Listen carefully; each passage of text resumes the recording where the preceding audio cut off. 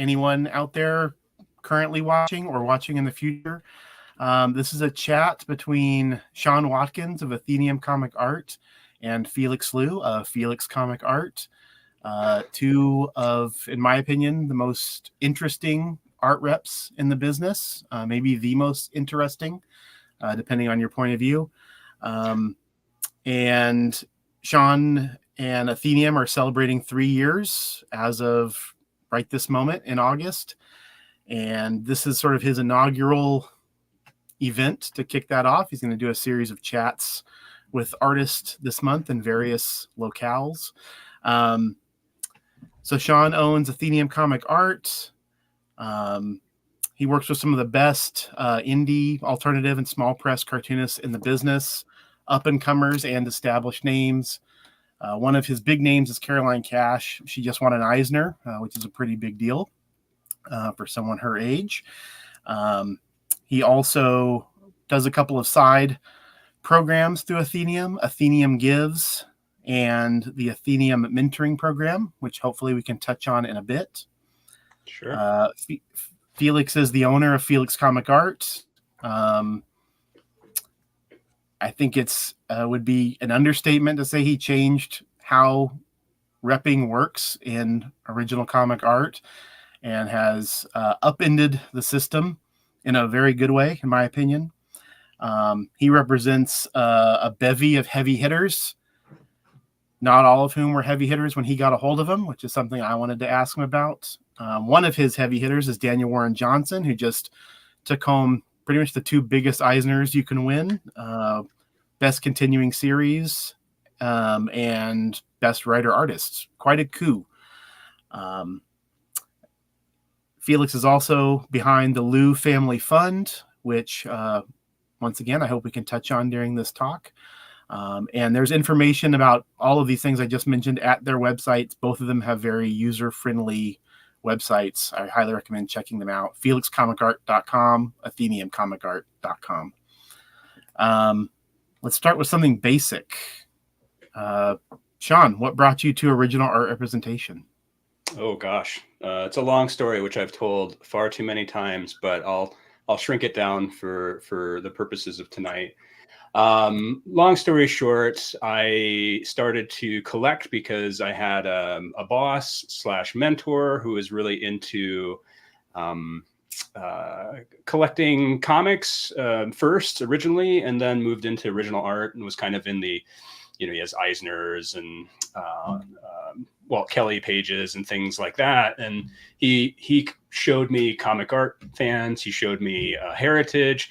And for like hours, we would, instead of doing our actual jobs, we would sit in his computer and just kind of look at Heritage auctions and seeing all the kind of neat stuff that was out there.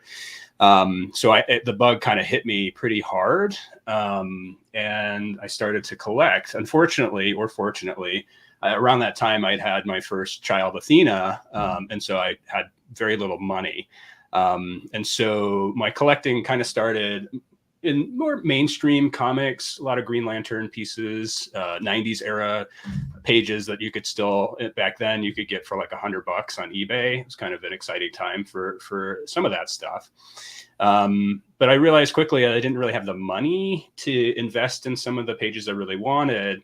And I shifted more towards the kind of indie small press space. Partially because it was an exciting way to kind of, it felt like you were discovering these new folks that like nobody knew about, and you could interact with them pretty directly. And I loved kind of building those connections. While this was happening, I was listening to Felix's podcast and getting really inspired by the work that he was doing, as well as a lot of the information that those podcasts were sharing about collecting that I didn't know the history. I felt a little bit isolated in my collecting outside of my one buddy. And so I was really inspired. And eventually a local artist in Ann Arbor, Casey Nowak, and I were kind of friendly. They said that they were going to start selling their art. I offered to do it for free. And thinking that they would say no. They said yes. We were very successful. Athenium started as just a Twitter handle, which is kind of amazing now that people have bought art from just this like person that had two followers on Twitter. And very quickly, to my surprise, a bunch of artists started to ask me if I could work with them. They liked how I was curating the art. And then it kind of blew up from there. And now we have 30 artists, give or take. We've kind of come a long way in 3 years. How about you, Felix? You've covered a lot of this in your podcast, which I was remiss in mentioning. That is, I'm sure you hear it all the time that people have loved your podcast, learned a lot from your podcast, but I share that with Sean that I collected in total isolation. I didn't know anybody else who bought original art, and it opened up an entire world of that I just wasn't even. I knew original art was bought and sold, of course, but I just had no idea that there was a community, that there were aficionados. I really had no idea. So, but obviously, you came to this quite a long time ago. How did you make the decision to pivot towards being an art rep? Well, first off, thanks a lot for the kind words, Sean and Colin. I appreciate that. Happy birthday, Sean. Thank you. 3 years. Time really does fly by, doesn't it? Yeah. It's been officially 10 years for me, although I'd been doing it for a little while before I actually launched a site. But I count the actual anniversary date as to when the site opened. But to answer Colin's question, how I got into this, it was actually before I had a site. But I got into this as a comic art collector, a comic book fan who became a comic art collector, like all of us. And I discovered an artist on eBay. So how I collect is I buy art from books that I love. It's not necessarily the best art, and it's not always necessarily the best books, but they're books that I've connected with and have meaning for me. And so the art is almost a memento or souvenir. So I don't really buy. I never really bought art just for the sake of the craft. But being a horrible OA addict, I was every day. I would scroll eBay, every day without fail, just to see what was available.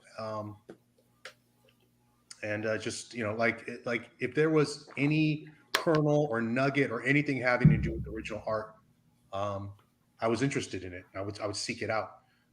And also goes to why I think the podcast became popular. I think because obviously those of us who have this bug, we feel the same way. We're constantly trying to learn. So anyway, I'm scrolling through eBay and I come across a piece from an artist I'd never heard of, from a book I didn't know anything about. But I thought it was a really nice piece of art. And I broke my own rule. And I bid on this art and I won it. It was being sold directly by the artist who was selling it so he could see his, he could buy a plane ticket to see a girlfriend. So, in the course of buying this piece of art from him, I started chatting with him. Then I got the art, and in person, it's like we all know. I'm not saying anything we don't know. Like once you receive it and hold in your hands, it becomes something else entirely. And this is amazing. And that led me into reading the book, which was the Manhattan Projects, which I fucking loved immediately. And that was it became like a top 10 book for me. So I couldn't stop at this one page. I needed more. And I started communicating with this artist more. It was Nick Patera, and became friends with him. And he was such a nice guy, working so hard, and just selling his art too cheap, And I had a rooting interest in his success. I wanted him to do well, and I really believed his art was selling too cheaply. And he actually had a rep at that time. And at that time, I don't say this to disparage any reps, but this was just the case.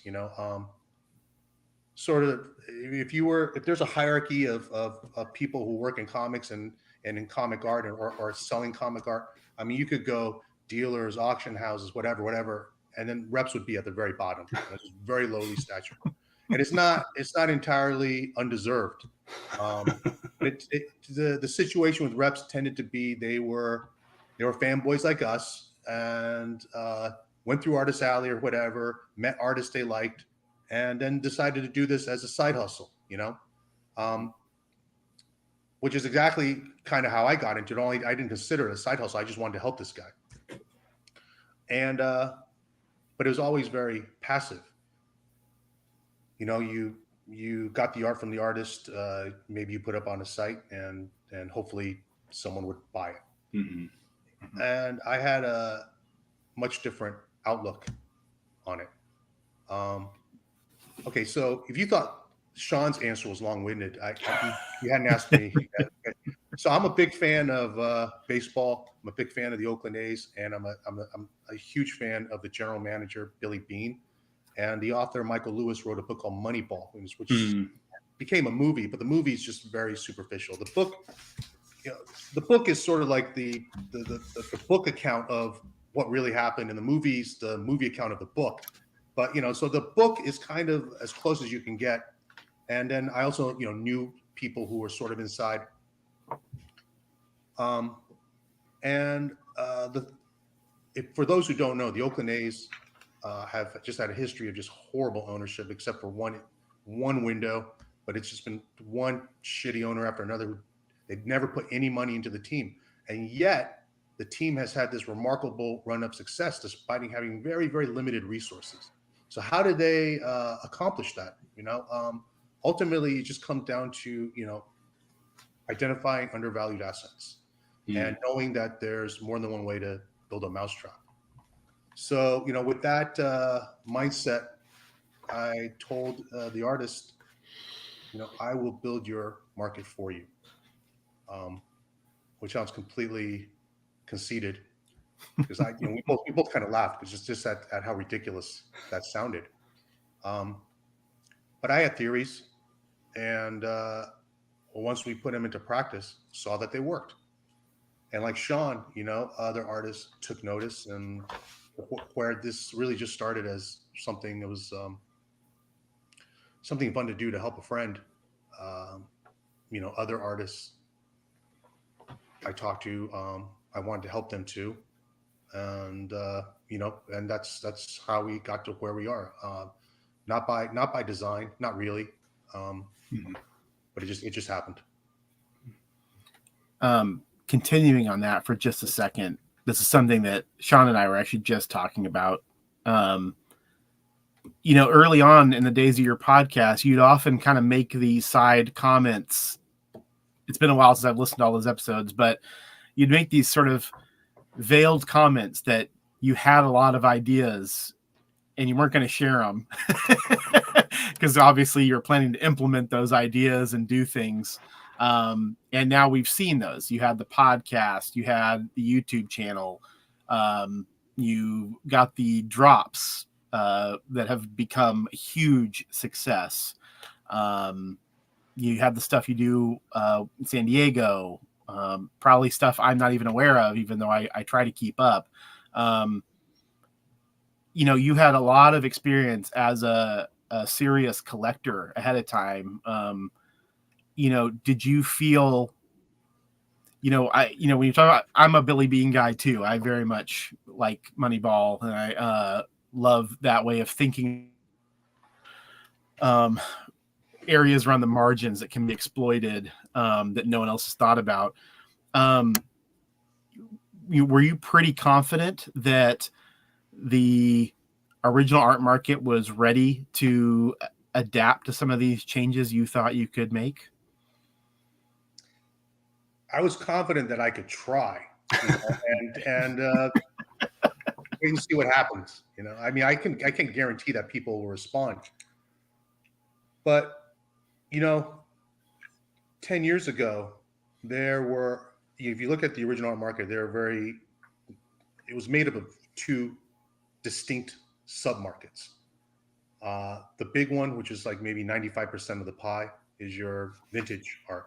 And then the much smaller slice is modern art. And the two really didn't mix. Basically, all the money was in vintage. And modern art, people who read new books or were collecting on a budget, that was our sandbox. Mm-hmm. My idea was to expand that slice by grabbing some from vintage, but also growing the audience for what we had amongst everyone. So I wanted to just widen the base. So like with the podcast, you notice we didn't really talk to our artists, and we don't really talk much about modern art. We mentioned the modern art enough so that I think if anybody is curious, they'll take a look at the site. But that's not the thrust of the podcast. We really just talk about the hobby, collecting, and not focused on modern art, and not really. We don't really hold your hand. We kind of throw you into the deep end right away. And I think people can adapt. Once you listen, you can start figuring things out. It doesn't take people long. Mm-hmm. And that was all sort of designed to get the attention of vintage art collectors. Mm-hmm. So in essence, the podcast was a bit of a Trojan horse because I needed a way to get the attention of vintage comic art collectors to check out our stuff. And the point I've always made is that all art started out as, modern art. Mm-hmm. So, I mean, I have people tell me, okay, well, Felix, that you got really nice art, but I only like what I like. Okay, what do you like? I like John Byrne X-Men. Okay, well, if this was 1981, then you would not be buying John Byrne X-Men. You'd be buying something from the 50s, Right.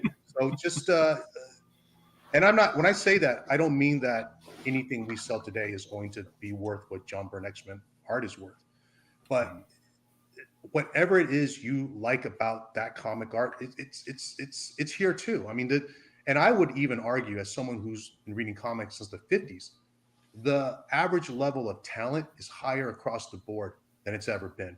I mean, we don't have like the one singular genius like an Alan Moore, but pound for pound, I mean, I think the art's as just as good as it's ever been. I'm going to be biased and say this is the best art we've seen. Yeah, Sean, you mentioned kind of stumbling into this almost on accident with Casey Noack, but that undersells your canniness as well. I think that this was in your area of original art, which is expanding. It was underserved. There were, a few of the old guard alternative comic artists were represented. I know Todd Hignite represented Klaus and Jaime, a couple others, but those were heavy hitters that would sell their work regardless if somebody could get a hold of them, but you have, basically made a market for some of these people that maybe didn't have the time to find their customers. How long did it take you to figure that out? Sorry. I'm sorry.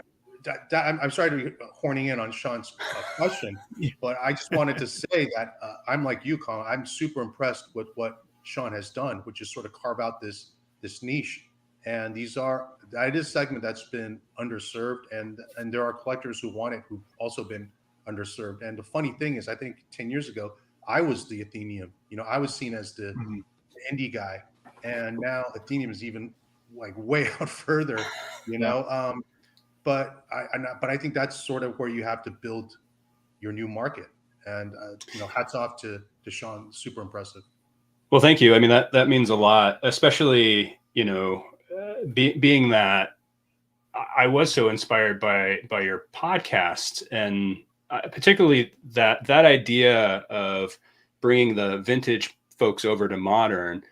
I kind of connected with that, and I was like, well, let's bring the modern folks over to indie, because I think a lot of us have the same story of being priced out of some of the things that we really love. And part of the addiction of collecting is that you're always going to buy more anyway, at least a lot of us do. And so I found it to be really compelling to help folks, curate's a word that I could use, but kind of help folks see the potential in these new artists, these up and coming folks. Colin and I before we got on, we were talking about Caroline Cash, and I wouldn't believe 3 years ago that Caroline would have won an Eisner. I think that we're in this time of so many talented folks in all parts of comics right now doing some of the most amazing, interesting work, whether you're a craft person, whether you're a narrative person, whether you're a, memoir person. There's something for everybody out there right now, and it can be really obtainable. And part of the thing that hooked me to my own collecting, especially directly from artists, was that I was in some way helping them continue to do their work, right? Particularly in the indie spaces where the money is non-existent. Even the folks who you would think are these like really well-known names, they don't make a ton of money, right? Like being successful in that space is like middle class, right? Like solid middle class is like the best that you're going to do, most likely. And so, that kind of story of being a patron to the arts, I think is compelling, because the money I'm spending is not just like throwing it away to, I don't know, not to put down dealers, but like dealers, right? It's more transactional. It's more, there's a disconnect from where the art came from oftentimes.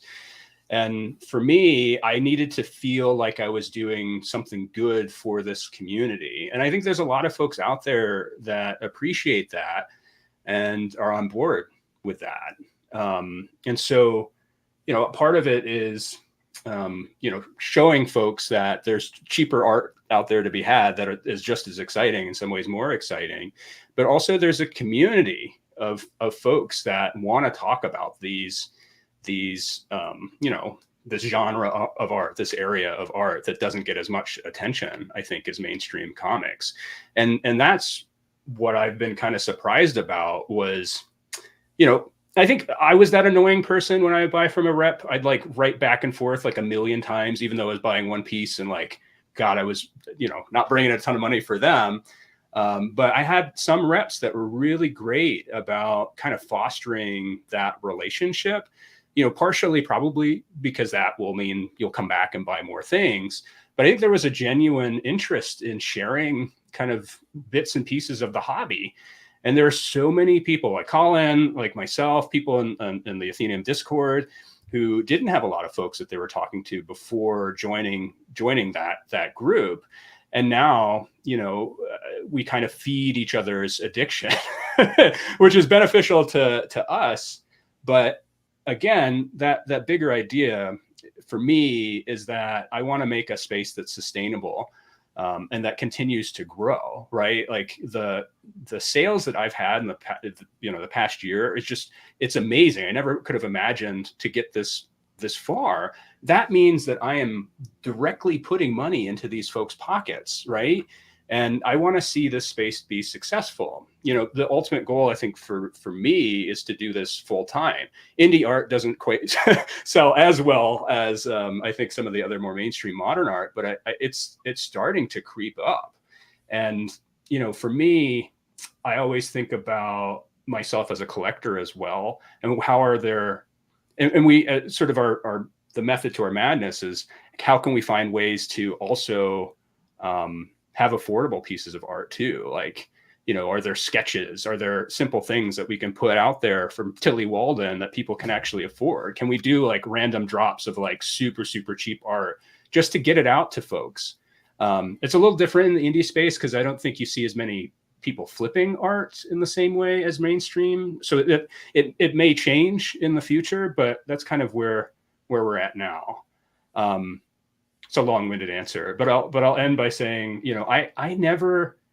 I I never wanted to own a business, which is pretty funny, right? I never thought of myself as a salesperson. It wasn't something that interested me. And when I fell into Athenium, I realized I'm really good at this. I'm really good at connecting with folks, and I'm really good at making people feel like I'm interested in what they have to say, and that their voice in the space is meaningful, right? That we're having a conversation.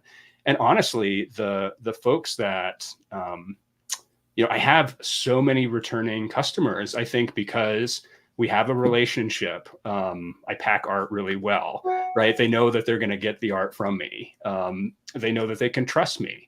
I think trust is so important in this space, and we can talk more about trust later tonight. But I think it's building that community of trust where folks feel inspired by the art. You get a physical pretty thing you get to put on the wall and feel good about yourself. Yeah, I think. No, go ahead, Felix, please. Okay. The reasons you got into this, I think collectors can look at themselves too. I mean, not that collectors will become reps, but why are they interested in the hobby? Why are they interested in the art? Why do they collect what they collect? You're 3 years in, and this isn't going to be linear in the same way, and it's a little apples to oranges. But, our third year was a huge turning point. I hope the same for you. I got into this too, and for the same reason. Like I said, I wanted to work with artists. I wanted to help artists, and I remember telling my friend Dave Mandel, whom you've heard on the show many times, that I think I'm gonna be an art rep. He goes, okay, you're going to be selling comic art. I said, yeah, on behalf of the artists. And he goes, why would you be a rep? Why not be a dealer? Dealers make money. Reps don't make any money because, again, 10 years ago it was very, very different. And the answer was pretty simple because I just had no interest in being a dealer. Being a dealer is buying something for X and selling it for 2X and carrying an inventory. I enjoyed working with the people. I enjoyed working with the artists, and I enjoyed engaging with collectors in a different way, I think, than a dealer would. And I am trying to build not just the markets for each individual artist, but also for modern art overall. I think if you look at 10 years ago, the rep situation's changed, but also the landscape for modern artists has changed. You talk about selling sketches and doodles and things like that. I really think I was probably the first guy to do that and emphasize that. And I understand why people didn't or haven't. In a vacuum on a piece by piece basis, it's not a great use of your time for selling a $30-$40 piece of art.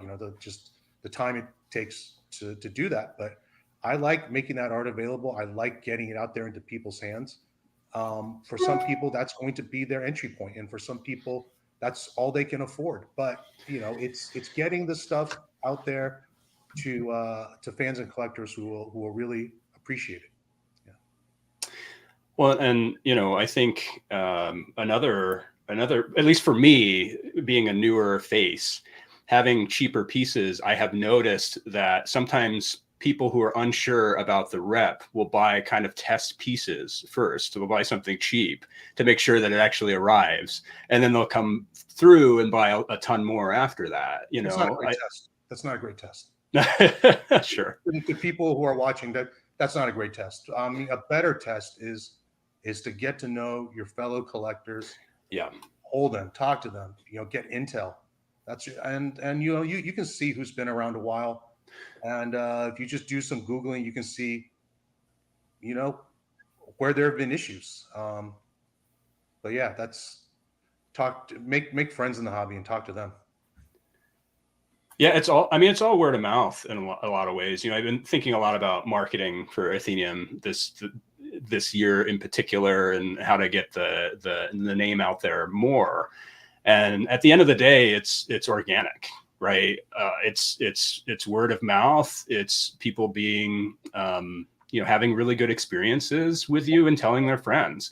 And that's like on social media. Apparently, you can buy ads or things, and I've never done that, and I don't believe that really does anything for us because we are such a tiny, niche interest that the word of mouth is absolutely key. One of the things I was thinking about was, as Felix was talking about, kind of sending out they not being worth us sending out those pages that don't cost that much.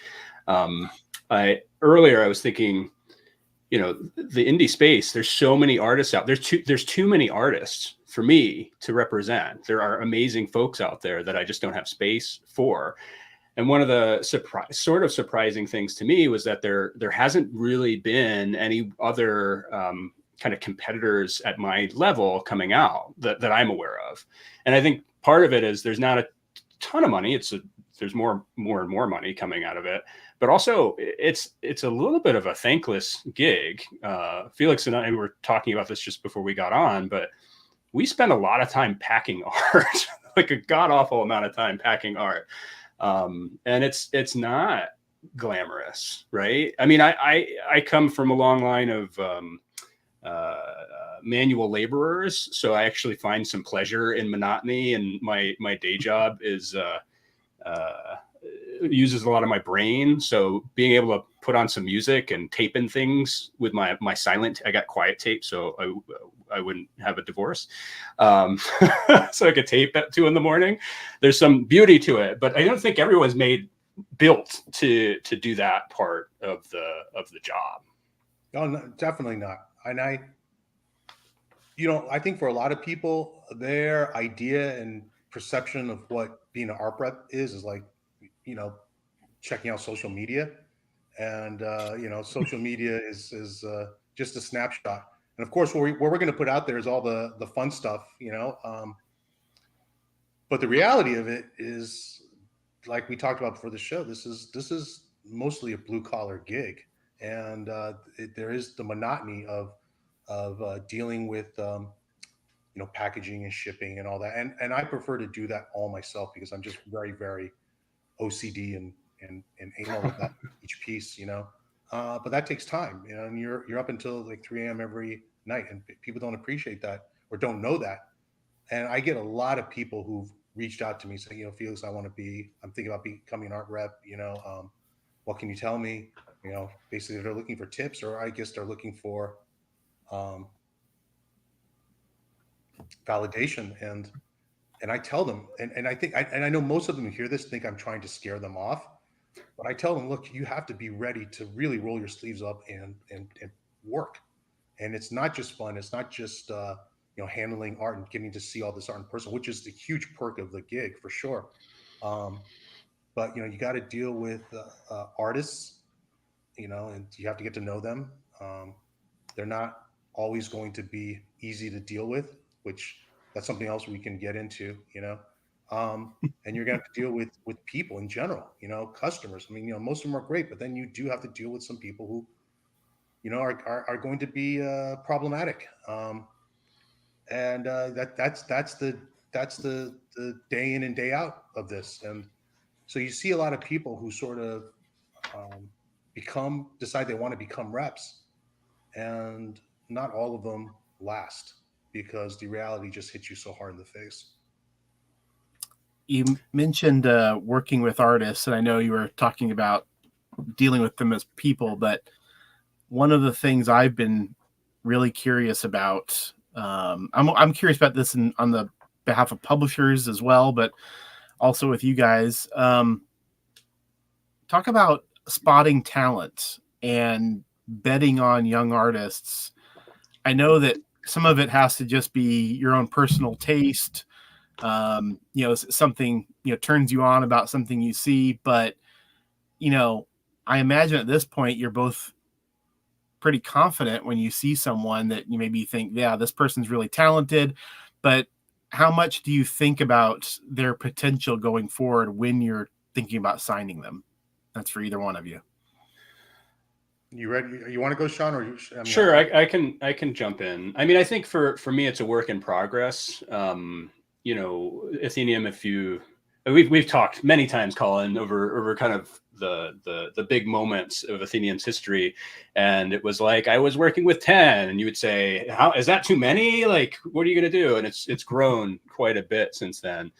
And I think there can be this, it can be a little dangerous because you bring in folks, and those new folks get a lot of attention. They sell a lot of art, right? And it kind of perpetuates itself. And I think what I've learned over time is to be even more selective in terms of kind of talent scouting.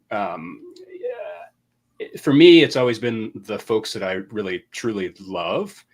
The times that I've kind of forced it just doesn't work out very well. Like I truly have to believe in their art or see potential in it. And for me, I'm not just looking for folks that are going to be, the next big thing. It's important for me to kind of, have a balanced roster of folks. So I have the Tilly Waldens, I have the Nate Powells, the big names, but I also have folks that are more up and coming, and some of them may, become bigger names. But it's partially for me, it's a way to highlight those artists too, and to get them some exposure. One of the most kind of, one of the things that make me feel the best about what I'm doing is feeling like I'm also contributing to the community of artists, right? And so if there's someone that I really feel strongly about, that I love their art, maybe by being part of the Athenium roster, that gives them a little bit more attention. Maybe they'll get more book opportunities, comic opportunities, whatever. So I think over time, I've become a little bit more strategic in how I've connected with folks. I mean, Felix has been really a good ear in terms of, always saying like, you need to be able to work with these folks. Like you need to have a good relationship with these folks. If there's any sense of drama, stay away. And I think that I've come close to drama at times, and I've been very lucky where I've kind of gone a different direction, but it's tempting, right? Because sometimes you see folks who are really talented, and you want to support them, but perhaps they don't have the tools to be in a professional relationship with an art rep, we'll say. And so you don't want to get stuck in those things, those spaces where it's going to take a lot of time for you to deal with those relationships. I mean, I have enough artists, and they all have different ways of doing their art, doing business. And navigating some of those spaces can be tricky, particularly when, for my artists, some of them are working paycheck to paycheck, and selling art helps them pay their rent, helps them buy their groceries. That can add a lot of stress to needing to sell art, which can make things a little difficult. But kind of being, I manage people, right? Like I manage expectations, I help support them. Similarly to the ways that I support some of my customers too. But yeah, I think, you want to have people that you're going to have a positive working relationship with, as well as, I don't know, there's like a little like spider tingly sense in me that like sees kind of where someone's going. Like I can feel it. It's not always accurate, but I think, I don't know, if you look at my roster, it's pretty good. I've done pretty well. So something, I'm doing something right, I guess. Okay, I'll go. And by the way, Colin, do you have like an hourglass for us? Because between me and Sean, I think we're going to get through like 5 questions. That's fine. That's fine. This is what I was like super impressed by, and I think it kind of reflects well on Sean. It's like when I do these podcasts, anybody who's ever done a podcast with me knows I just show up, we mic up, and we go, we talk, right? Mm-hmm. And wherever it goes, it goes. This is the hobby. That's not hard to kill an hour. But Sean sent me this email where like bullet points, like all these things that we're gonna cover, and it's like so well organized, and I'm super impressed. But I think we're gonna maybe get through 10% of this unless you time us, Colin. But look. I agree with Sean. Ultimately, how I pick people is I have to really believe in the art. I have to want to collect that art myself, because I'm going to be selling it, and I'm going to be hyping it, and it's got to be real. Uh, you've listened to the podcast. Think about what I don't want making this too obvious, but there's probably uh, an artist, older artist, has an incredible body of work that I'd really be into, and I was offered to rep his art, but I just could not, in good conscience, promote it.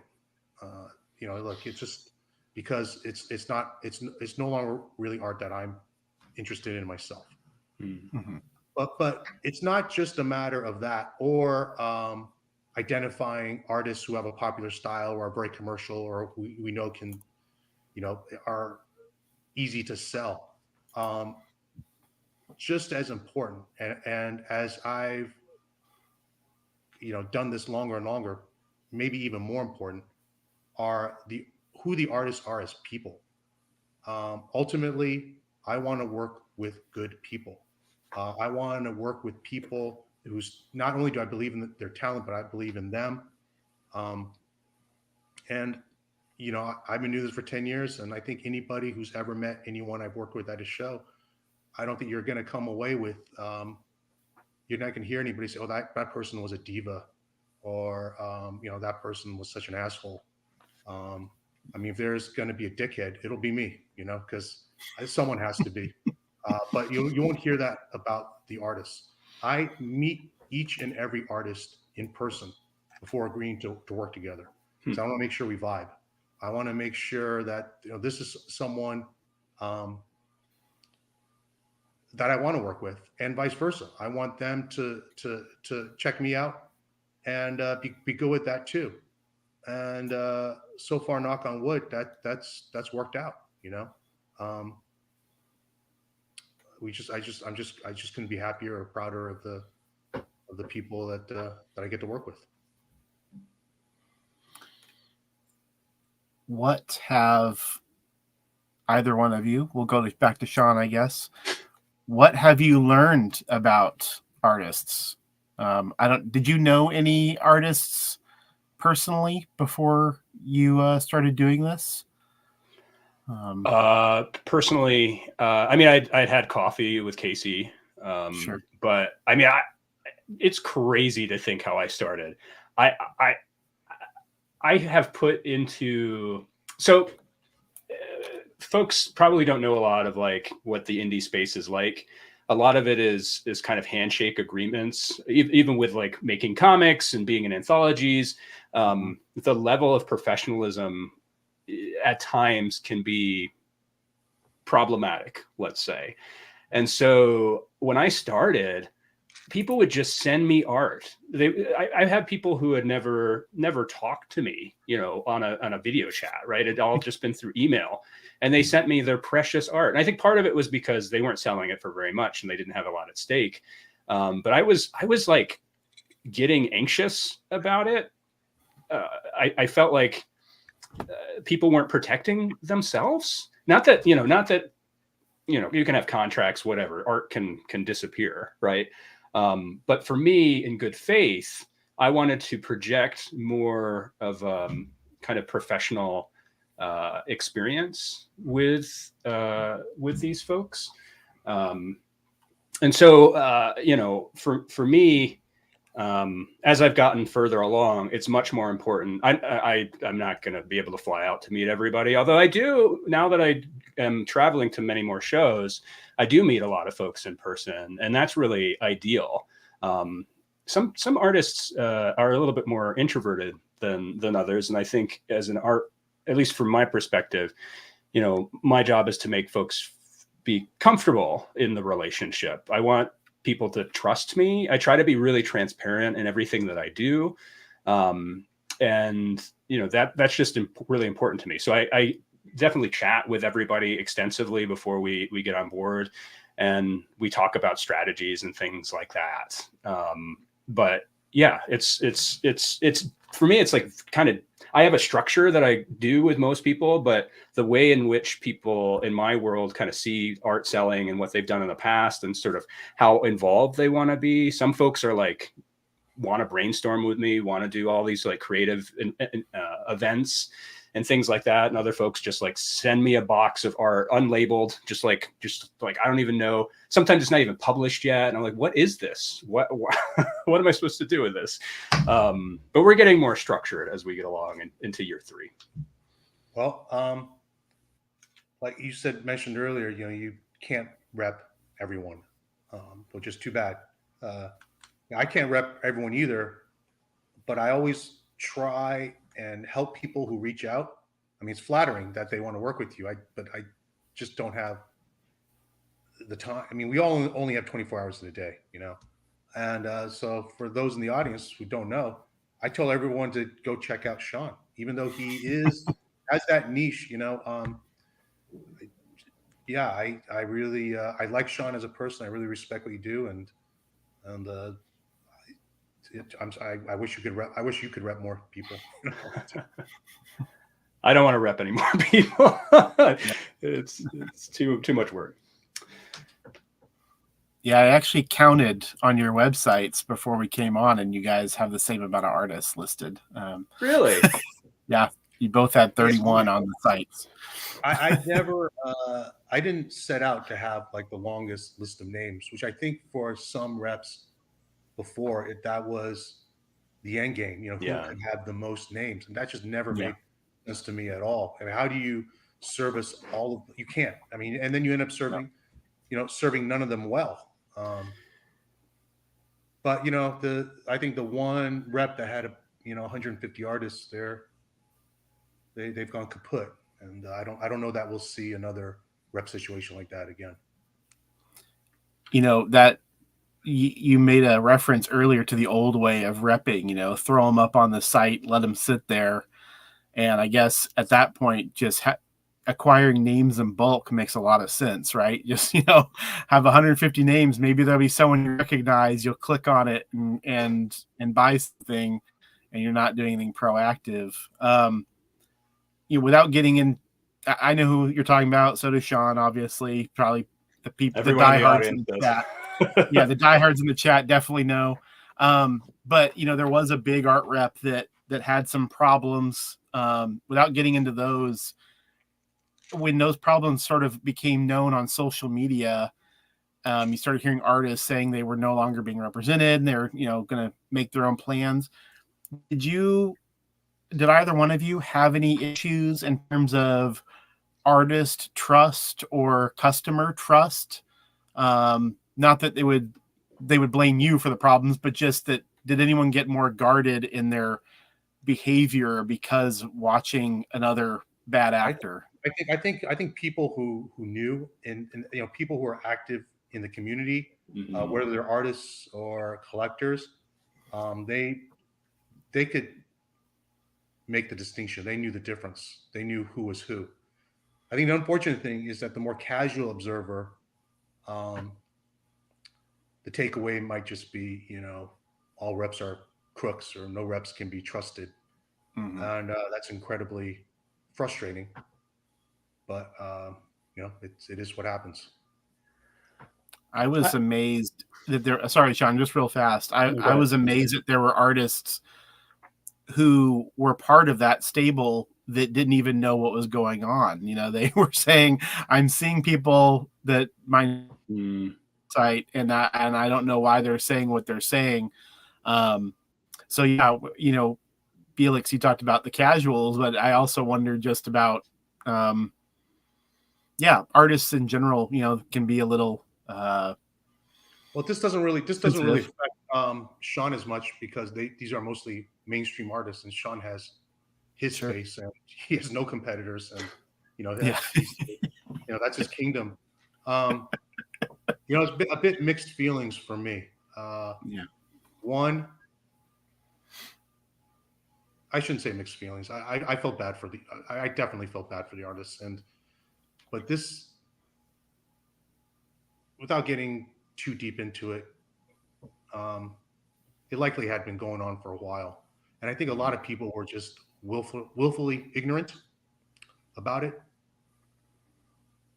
You know, at the same time, you know, there are 150 artists that are sort of tied up in that situation, and if that ever fell apart, which it eventually did, you basically have 150 free agents out there, Mhm. and there are going to be other reps emerging that will pick up those artists. You know, nature abhors a vacuum and all that. So on a selfish level, it was better for me when they were around. They weren't. Um, but I hope for the best for those artists. And the game has changed. You know, I don't think anybody who wants to be a rep now, uh, there's a certain bar. There are standards. So I think it's a better situation, even though, you know, there is this pain. Um, the market, the hobby, is going to be better off. I was surprised because I was pretty anxious. Maybe not the right word, but I'm a small time art rep, right? Like I inhabit a smaller space, and trust is really important to me. And I thought that something like this happening would have much larger ramifications in terms of people's trust, artist trust, customers trust. And you know, I reached out to folks and started talking generally about how folks were feeling, and everyone was like, well, we love you, like we know you would never do that, you know, like there was never any, like I said, like what Colin said earlier, that there were artists there who had no idea what was going on. I mean, it boggles the mind, you know, because all you need to do is just watch, you know. I mean, yeah, you just watch. Look, this in the rep business, that artist rep relationship, it's not necessarily permanent. You know, this isn't even, this is not only is this not a marriage, this isn't even like cohabitation. You know, it's artists can leave anytime they want. Um, so, you know, with you look at reps and artists, and they can come and go. Um, you know, in this particular situation, it was like a revolving door attached to them. You know, and it's like, well, why has this been going on? People only noticed when everyone left en masse. But prior to that, it was, you know, this constant, you know, revolving door situation. I think, I don't know, even just on that level, people should have been questioning what was going on. I think, you know, Felix, you obviously have been plugged into the hobby for a long time, and you've been doing you've been an art rep now for a decade. But Sean, you're now at 3 years. You know, I guess you two seem friendly. I mean, how much of a relationship do either one of you have with any other reps? Is there a rep community? that's a good question. I like Sean. I mean, there are reps I like for sure. Okay. You know, this rep we're kind of hinting at, that everyone knows who we're talking about, but Sean doesn't. You know, Sean doesn't want to get sued. No, do not get along with that group. But in general, you know, we're all kind of doing our own thing, and you know, there are definitely reps out there I think are doing a great job, and happy to have a meal with them whenever we're around. You know, I would include Sean in that. Uh, Tatiana of TD Art, I like a lot. Jason Schachter, Essential Sequential, really good guy. You know, if anybody slipped on my mind, you know, forgive me. But yeah, there are good reps. You know, there are good reps. I like to think that the bad ones are a minority. Yeah. Sean? It's a good question. You know, for good or bad, I've always felt that I've in my entire life, every aspect of my life, I've wanted to do it my own way. Right. And as much as I talk about mentorship, I actually didn't reach out to Felix for, I don't know, the first year and a half, 2 years of Athenium, maybe. I really didn't want Felix to feel like I was trying to like gather information and try and compete with him. Listen, like it was appreciate that, Sean, and I wouldn't feel like you're competing. But the thing is, I'm not. a lot of people reach out and they want to know, well, why do you do what you do, or how do you do a podcast? And they're just like, what is your identity? Do you just want to be like a Felix clone? You know, Yeah. like figure out what you want to do and do it. Don't just, you know, try to mimic. You're never really gonna set yourself apart. It's like you know, like Frank Frazetta. And I am making myself the Frank Frazetta in this analogy, but you know, Frank Frazetta would say, you know, don't be a second-rate Frank Frazetta, be a first-rate you. You know, and I think that's what Sean has done. And I think I am not very close with other art reps. I think folks haven't really taken much interest in the world that I inhabit. But everyone's really busy, and it's not like I'm reaching out to everybody either. You know, I really just wanted to craft my own space. Jiggy Cruz. I need to. I'm sorry to interrupt you because I no, go ahead. Was remiss to say my good pal Jiggy Cruz of Next Comic Art, great guy. I've heard a lot of good things about folks, and I think part of it is like, you know, Athenium started during the pandemic, and everything was virtual. You know, it was all online stuff. And over the past few years, I've started to attend more shows, but mostly small press shows. And they don't even know what to do with art reps there. Like they won't even let me table at most of them.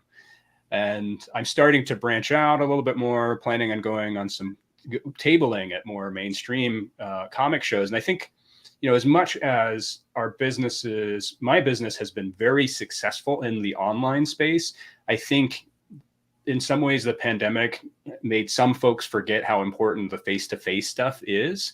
And those sort of like just bumping into somebody randomly and having a 30-minute chat can change the trajectory of your business in some ways. I've talked about this before, but meeting Avi of Silver Sprocket was a huge like watershed moment where we did our first event in San Francisco a couple years ago. Just because he was, they were like, look, you're the Athenium dude. That's a cool shirt. And we've collaborated on a bunch of stuff. They're going to be on our show in a few weeks.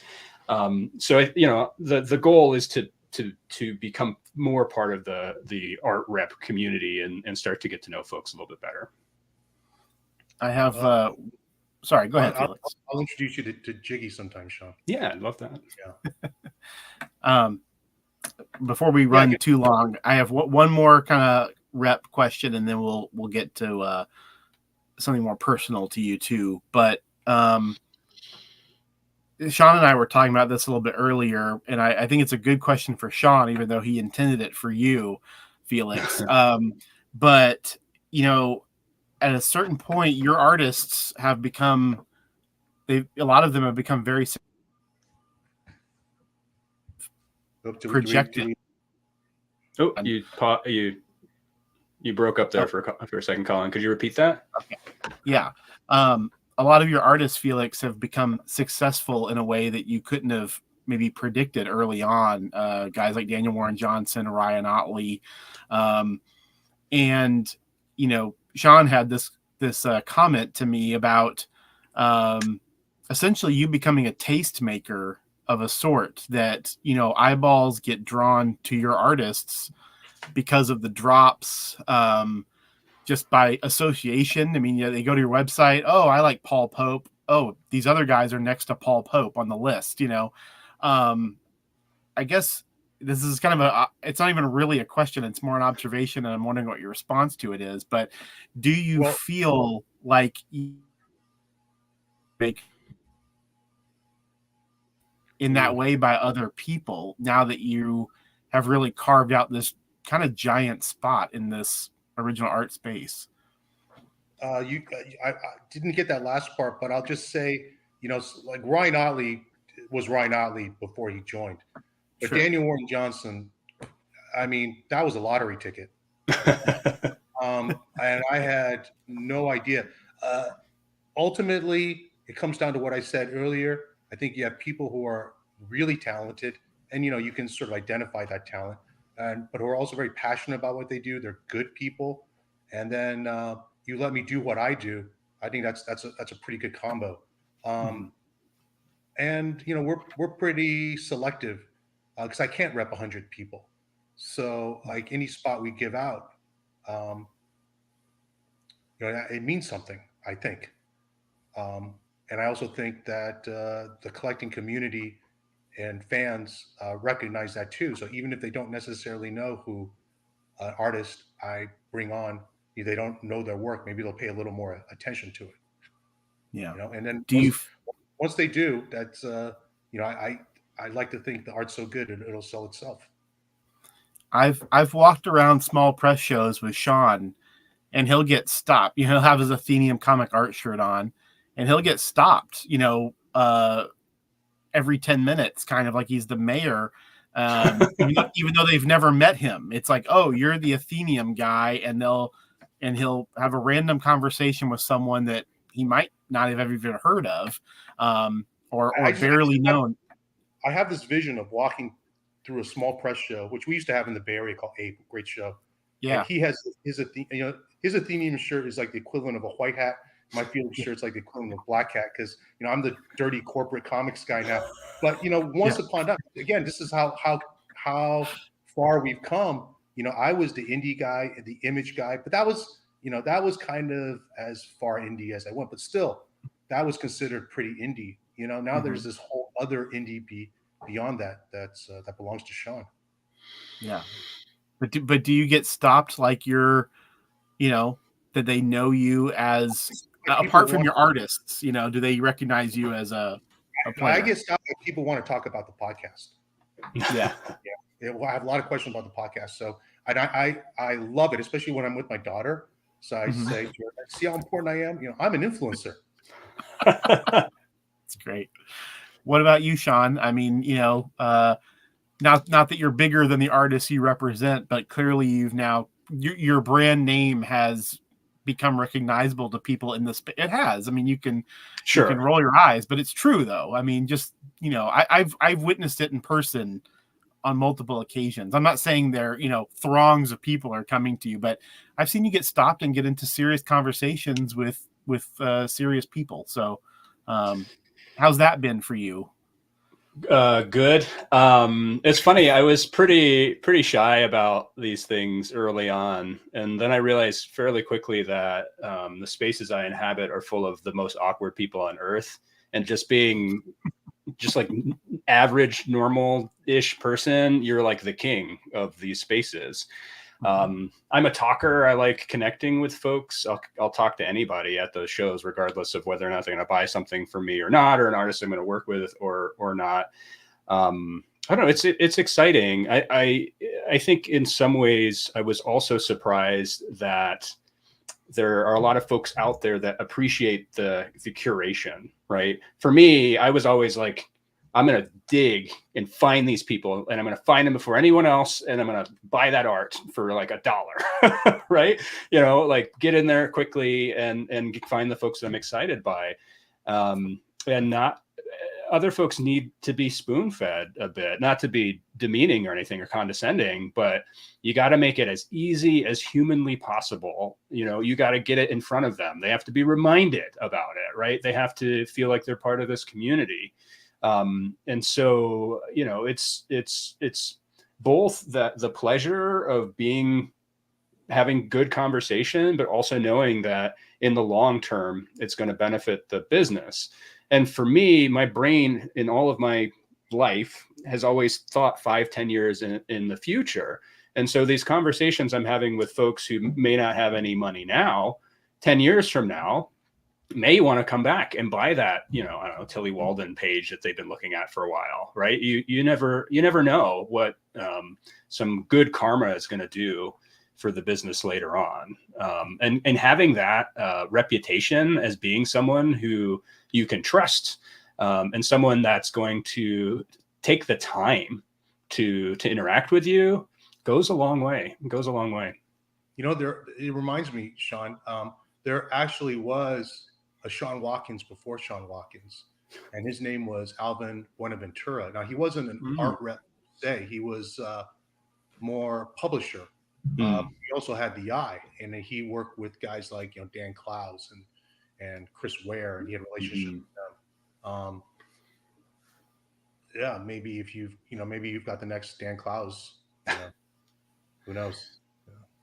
I'm pretty excited by Caroline Cash. I mean, Drawn and Quarterly book, Eisner, MoMA published. That's what I had in mind, and not the least of which is because you know, she has these sort of Dan Clowes homages. You know, I think one of your questions was who's your favorite artist in each other's you know, roster, and I will tell you that I don't know most of your artists well, just because I don't have the time to read as much as I'd like to.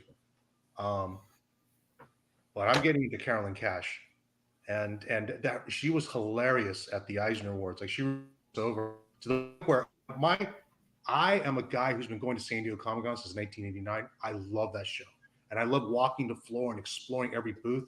I just love it. But these days, you know, the radius of which I can walk is as far as the bathroom, and I'm stuck at the booth. However, after the Eisners, I made it a point to go clear across the other end of the hall to Silver Sprocket. Lambert and I did, and we each got the full set of Pee Pee Poo Poo. And I was I even sent Lambert back to get it signed. So one of these days, maybe you can help me out with that show. Yeah. That makes me so happy. Partially because that's great, but also Caroline and Colin knows Caroline too. Not only is she this like amazing talent that has jumped light years ahead of where she was a few years ago, she is the nicest human being on earth. We went to Paris together. We're fairly close in real life, and it's just such a pleasure. It's like having a little sister, like, just become so successful in front of your eyes. I'm so proud of everything that she does, and she's really pushing herself to make some fantastic art. So it's exciting. But Sorry, go ahead. Sorry to interrupt you. Go ahead. No, if it's on the same, I was just going to say my favorite of Felix's artists. Oh, please. Yeah, please do. It's funny because we were, this question came out of the Discord, and I'd be curious what people think would be my favorite. My favorite's Cliff Chang. I think that Cliff is obviously beloved, but just one of the most fantastic artists of our time. I just love everything about his work. I think it's playful. I think there's so much motion and emotion in his work. There was a page on your site for a long time. It was a cover to Wonder Woman when he was doing the Wonder Woman series, where she had a baby in a backpack. And it was one of my bookmarked pages that I wanted to buy for Deborah, my wife. And I was saving up for it. And of course, someone bought it long before I could grab it. But anything that he does is super exciting. If you had reached out to me, Sean, we could have made it happen. Don't be shy. Don't be shy. Don't be shy. That's the one thing about original art is, and this has happened to all of us. And I can tell you my own painful stories. Is you see something on a site and you're not quite sure, so you got to think about it. But then the longer you think about it, the longer it's on the site, and then you take for granted that it's always going to be on the site until one day it's gone, and when it's gone, it is gone. So I guess that's just collector advice. If there's anything you think you want, you should either do something about it or be prepared to not have it. And reach out. I mean, what Felix said. I'd like to make things work for folks. Not everyone can afford a very expensive piece, but I've worked with lots of people, maybe some people in this room, on being able to buy pages. If we can make it work, we will. I want it to. Maybe this is probably not the best business sense, but I love when pages go to people that are going to love them, that are going to appreciate them, that aren't just there for an investment. And you can't always, that's not always the case, right? But you know, when we can make it happen, that's what I like to do. Should we? One of the things that sorry, did I cut you off? No, go ahead. Okay. One of the things that sets you two apart from anyone else I know, and you can feel free to correct me if I'm wrong, but both of you have an aspect of your business that is focused on doing something for other people. And obviously you're both in a business, you're trying to make money for your artist. But as I mentioned at the top, Felix has the Lou Family Fund, and Sean has Athenium Gives, and he has a mentoring program, which he's just launched, which I've barely heard anything about. But yeah, I just wanted to ask both of you to talk about that and what it means to you. Anyone who's listened to the Felix podcast has probably heard a bit about the Lou Family Fund. It's pretty amazing. I mean, it's really staggering, actually, what you're able to accomplish with it.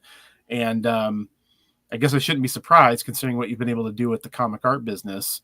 And I guess, Sean, I don't know if that was an inspiration for you at all, or if you were already had some of this stuff going on in the back of your mind. But since both of you have taken, you know, slices of your business and tried to focus it outward towards other people, I just wanted to hear you both talk about that. So whoever feels comfortable.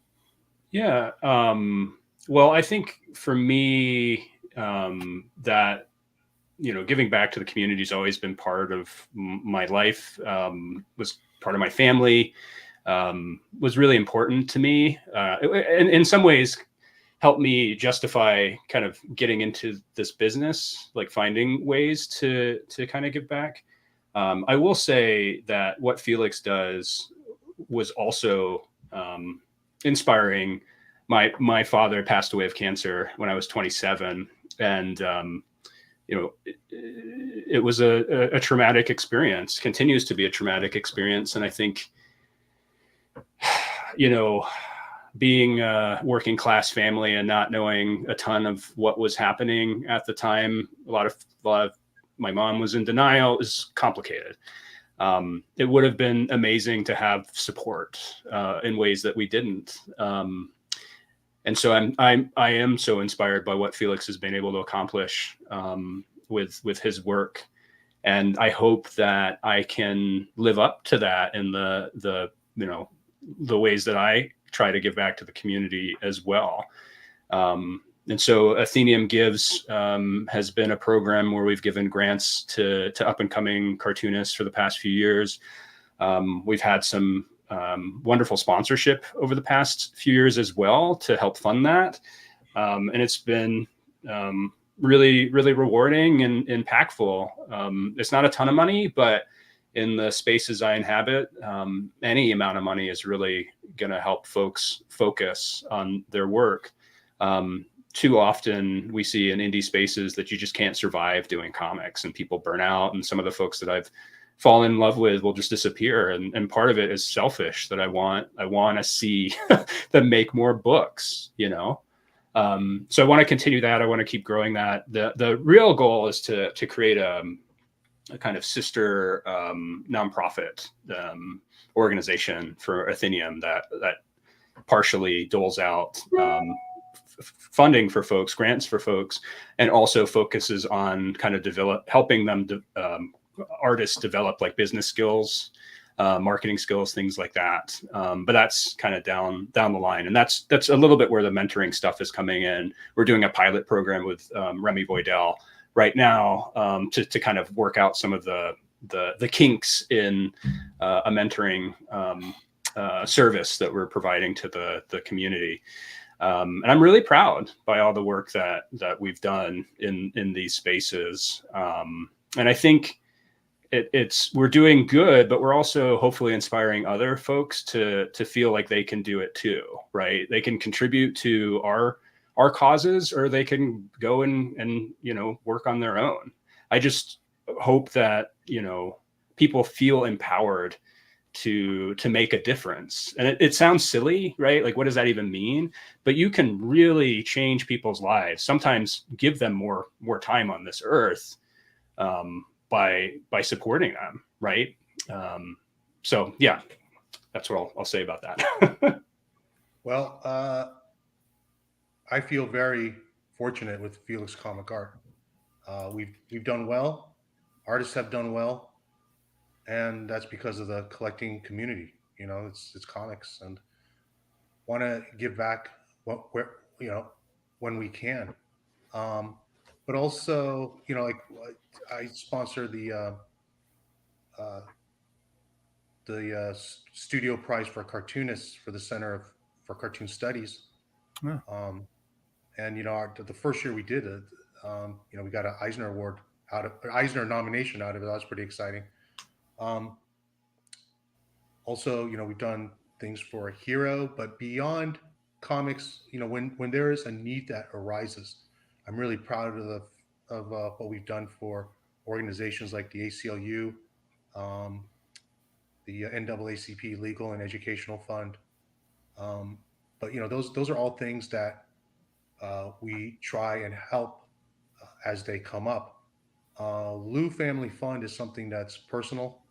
Um, because of what my family went through, and we just want to help people. This is not specifically related to comics, but I am leveraging the relationships and friendships I've made through this hobby to uh, support this cause.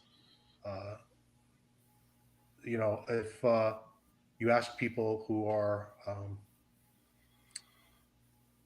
associated with this organization, of which Lou Family Fund is sort of under their umbrella, um, I'm really no one exceptional or special, uh, but I know people who are very accomplished and important because of this hobby, and through them, we've been able to get this up and running, like from day one, and it's been very very gratifying. I just had a dinner at San Diego in appreciation of our friends and major supporters. And at the dinner, our count was 276 patients that we've been able to help through the Lou Family Fund and the Second Opinion Project. And coming back, the number's now 281. So we're going to hit, 300. I mean, you obviously wish didn't have to help 300 people, but there are that many people who need help, and I'm glad that we can give them a hand. Ultimately, this like my own experience with this is I went into it with no experience. I mean, I knew nothing. I knew nothing about cancer. My wife was a non-smoker, non-drinker, a lifelong vegetarian, yoga, the whole bit. No family history. It's the last thing we expected. And you sort of given this news, and you just trying to learn, and this is very intimidating, and it seems like it's impossible. But you do surprise yourself with how fast you pick things up when you need to. Still, those early days were the toughest, and so for anybody who's in that situation now, I try and help accelerate that learning curve for them, because the decisions you make um, early on in treatment can be so impactful and crucial. But anyway, that's what I do when I'm not packing art. Yeah. It's amazing. Are there any other things you want to say? Any scores you want to settle? That's gonna be a series of these, Colin. That's a whole other conversation. I just wanted to take a moment to thank Felix. Athenium wouldn't exist without Felix. I think we've become closer over the past few months, but I owe him so much, even indirectly, for all the knowledge that you've shared. and how welcoming I think you are to folks in the hobby. And it really means so much to me, because, I started I didn't have to start from zero. Right. And having that guidance, having that podcast was just such a watershed moment. And even to this day, whenever I see a new episode in my feed, it's like I drop everything and I stop work. I start listening to it. And then I'm like, I should quit my job. Who needs to have real money? I could be an art rep full time. But yeah, I just wanted to thank you so much for your time, especially Sean, coming and chatting with us tonight. You're welcome. I appreciate it. All those things you say. And I think we talked about earlier, like what reps do we get along with? And I really appreciate when someone like you or Jiggy, say these nice things. I mean, there are other reps out there who almost act like they never heard of me, or not that they should have, but it's how should I say? It's just kind of silly, But on the other hand, you saying these nice things, it means a lot to me. So thanks a lot. And I like looking at it as a friendship, but also we're helping to grow these spaces. I think there's a little bit of overlap, tiny bit of overlap. Yeah, I had a question in your list of questions. Why are art reps good for artists? And I'll just say that it's not a matter of an art rep being good for artists. It's having a champion, having someone who will promote the work and just get it out there and build excitement around it. And that doesn't necessarily have to be a rep like the aforementioned Alvin Buenaventura, but I definitely see you as someone who does that. Again, which is why I respect you. Thank you. Well, I think that's it. I know we didn't want to take up too much of Felix's time here, and I'm not. I had this block of time blocked out, so we can keep going. Because these are really good questions, and if you guys want to keep going, I'll keep going. Yeah, and Sean, you want to keep going?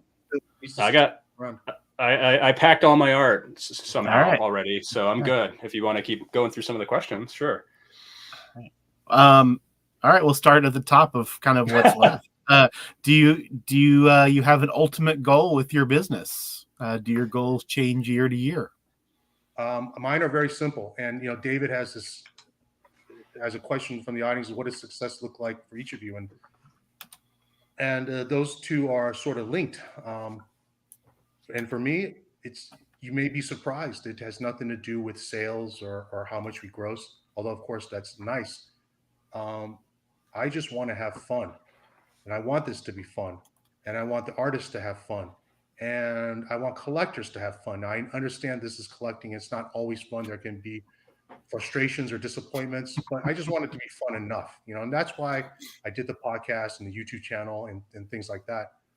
Because like I said, this is an extension of my hobby. It has to be fun.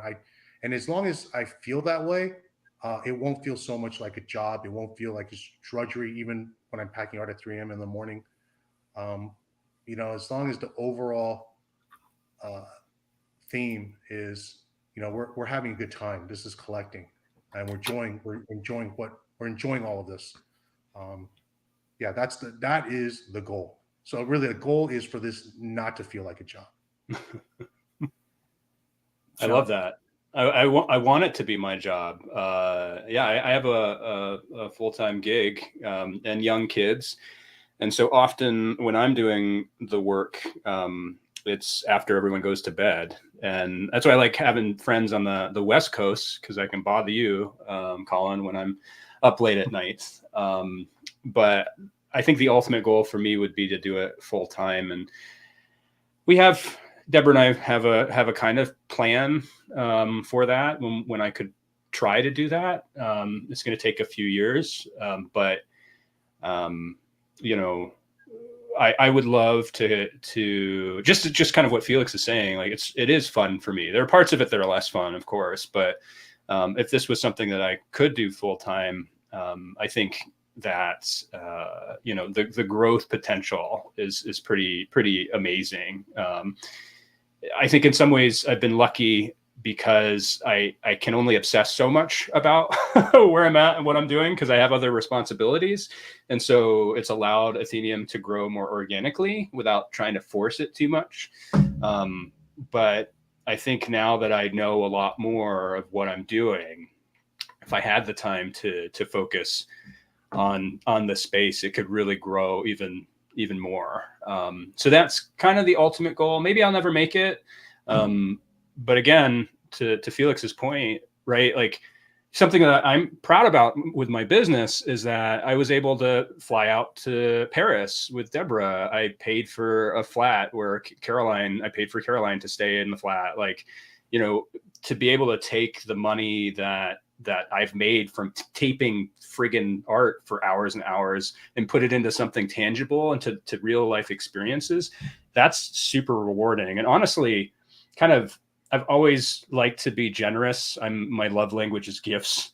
And so being able to like take my artists out to dinner, take them to the Pompidou, do a photo op like above Paris, like that. It's like for a small town kid who had no money growing up, just spectacular. Like every moment of my life, I should be incredibly grateful for the experiences that I get to have, as well as being able to take some of these, these artists in the indie space that don't get to have, can barely pay their rent sometimes. I can buy them a meal, right? Like I can kind of support them, do like little things that will make their life a little bit easier. That gives me so much joy. And I'm there. Like it's like I'm a real business. It's exciting. I have a question that I'm going to interject here. How has being an art rep affected you as a collector? Well, I'll answer this one. Getting to know the artist and working together with the artist has definitely given me a deeper appreciation for the art form. I believe I've developed a better eye. Sean mentioned earlier about collectors who are collecting on a budget, and that they can, the pieces they get aren't going to necessarily be the big marquee pieces. I have a lot of respect for collectors like that because they have to dig a little deeper. My background is in, I went to film school, and so low budget filmmaking is where I think some of the most interesting things happen because you have to get creative. And I think in the same way, when you're collecting on a budget, you have to look beyond the capes and the costumes and first appearances and whatnot. What is it about that art that's interesting? And for me, I learned that from knowing these artists and working with these artists and having them show me, you know, okay, so here you got a page with Batman kicking Joker's ass. Well, that's awesome. Who doesn't want that? But here's a quiet, Bruce Wayne moment, and the choices they made in staging that scene, or how they rendered things. Sometimes there's more care into those pages than sort of the obvious pinup page. The hero pose. So yeah, I've learned a lot, and it's interesting too when at drops. You have the cover, you have the splash pages, you have the ones that most of the people are descending on, but then you have the less obvious pages. I noticed like certain names are like over and over again. Ignore the obvious ones, and they're going for the less obvious ones. And now I'm starting to study those things too. What is it about these that these people have identified? And that is its own money ball. From the collector side. And anyway, I find all that super fascinating. I've always loved the quiet scenes. Maybe it's because I'm poor, or I was poor when I started collecting. I don't know. There's something I like architecture. I love there are pages that don't sell as quick that obviously took the artist so much time. There's so much detail in them, but they're not, someone kicking someone in the face. But to your question, how has my collecting changed? I think I've slowed down quite a bit. I'm surrounded by art. I'm always behind on getting things scanned in. I get boxes of art. It's like, oh no, it's tax season. There's like 8 million boxes at my house of rando art. And so I think I'm more discerning. I've tried to, instead of buying kind of, at a whim, I try to think a little bit more, which is funny. It's kind of opposite of what we're saying, is like buy the art as quickly as possible. I don't like doing that personally. I like to be able to sit with it for a bit. And I found, as if that's your style of collecting, you have to be okay with stuff getting bought and you not having it. That's what happens on our site because of the drops. But if you know what's being dropped, you can pick up the book. You know what the right. You can be prepared ahead of time. I mean, it's not a surprise what right. it's going to be. It's just a matter of who's going to be the fastest. And I know that's not for everyone. I kind of introduced that concept of the art drop to the market, and now it's sort of become the default way of releasing art. And I think some people don't like it or aren't happy with it, but there is no perfect system. There is no system where everyone's going to be happy. I mean, if you talk to the people who bitch and complain the most about drops, like the only system that works is the one where they get the art every single time, and it's just not going to happen. It's not going to happen under any system. And you can have, some people do, like we have VIPs. You can buy into a VIP system and you get first crack at it. Well, then what about all the other people who aren't VIP? You're never going to have, and even within the VIPs, I'm sure there are multiple VIPs who want the same art. What do you do then? Right. Anyway, I've been doing this a long time, and I understand where, this isn't for everyone. And, some people, can't bother or don't want to bother. I get it, but I don't think there's anything that's going to be perfect. That's all I can say. Well, it makes me one of the. Oh, go ahead. Real quick, Sean. Just Felix, are you still an active collector? Or are you still? I am. Yeah. Very much so. I mean, I took some time off where it's funny. When things happened to my wife, like all interest in art or anything else just evaporated. I had one focus, and I really thought that was the end for me as a collector. Because I have never been a seller, but I've always said if my family ever needed the money, it all goes. Like every single piece, it's fine. And I actually did move a lot of pieces, and I would have moved all the rest of them. It's only in the last couple of years that it started to come back. And so yes, today in this moment, I am collecting again. Okay. Sorry, Sean. Just wanted to ask about that. No, I was thinking about one of the questions, or one of the things that I have thought about or kind of noticed with the work that you do, Felix, is that getting folks excited about drops, about the events that you do is part of the process, right? And what I've been thinking about in the past year or so is kind of building up. Hype isn't a great word for it, but making it more of an exciting moment for folks. Like original art can be exciting. And to your point, I mean, I think there is no way that folks, they're always going to be losers, right? There's always going to be losers, the people who are not going to get the art that they want. But at the same time, creating an atmosphere where folks are actually talking to each other, they're excited about it, they're strategizing with each other. Like I listen to, I don't care about props, but I listen to Dave Mandel's podcasts every time it drops, and I'm so fascinated by it because it connects with like the addict in me.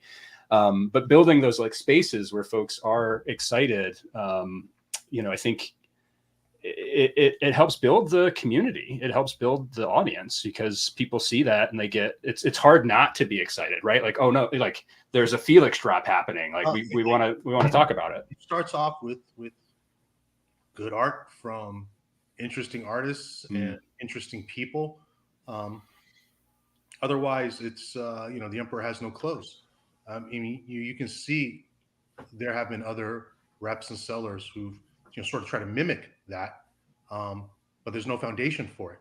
There's no real basis for it, and then it's empty hype.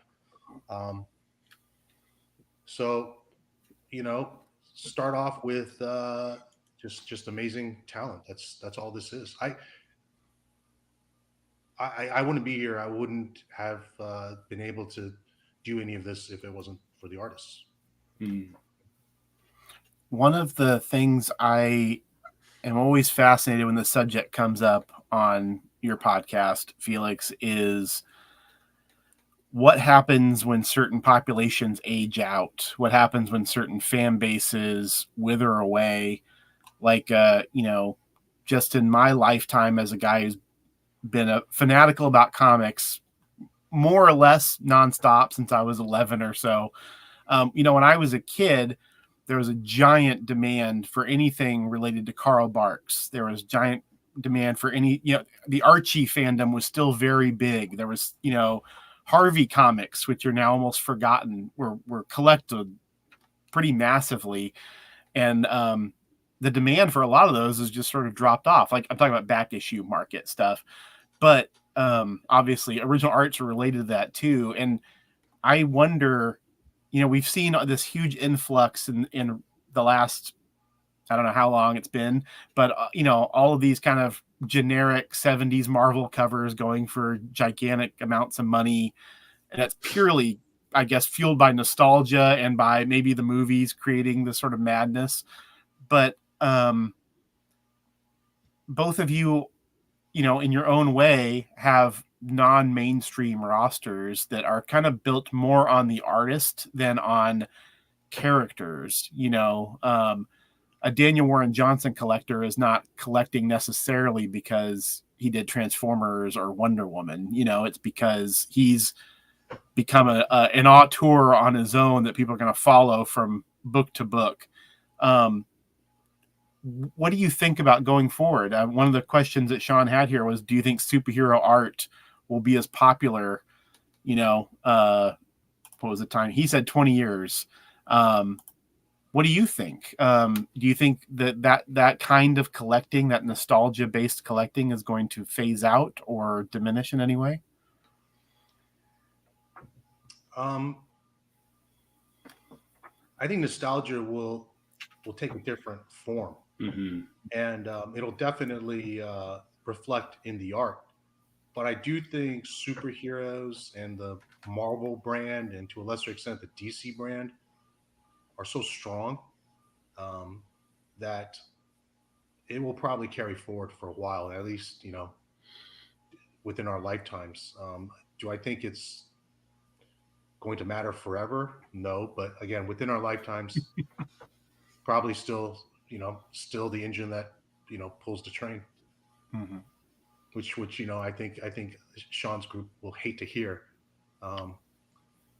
But I think there's also going to be an appreciation for the art form and for artists. And I've beaten this drum, and if this doesn't turn out to be the case, so be it. But I'm a real believer that the Lucas Museum of Narrative Art is going to be a game changer for comics, for the art form, for how people perceive it. Just to see the art in a setting like that, I think is really going to open up a lot of eyes. I think there's still a stigma attached to comic art and to relate to comics, which is just kid stuff, And I think general public doesn't really have an appreciation for it as an art form, and I think that'll change.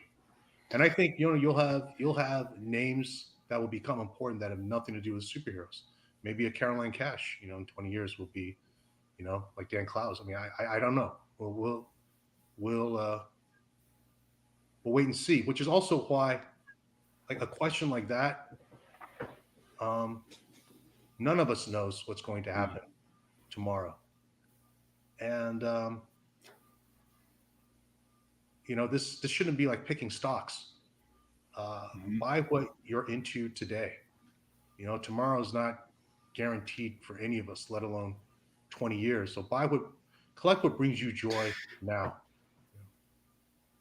I love that. I love that. And for me, it's more of a thought experiment. I'm just super curious because I see so many of the artists I work with that are much more, I'm a 90s kid. So, kind of a boom time with Image and X-Men cartoon and all Batman cartoon and all that sort of stuff. And, the younger artists I work with, some of them have never read a mainstream comic book, right? They've been raised on manga and have not a ton of interest in that space. And I think, to Felix's point, there's too much money invested in that IP for it to go away. I think it'll be around for quite a long time and it'll hold its value. But I'm curious if we're talking about nostalgia-based buying in the hobby, what it will look like in 20 years. And I think what folks are interested is going to shift pretty dramatically. And you see it happening, with I'm in some spaces with some of the folks who've been around for a long time, and the art that they talk about, not a lot of folks are in the comic strip world at this point. I think the people you deal with and talk to though,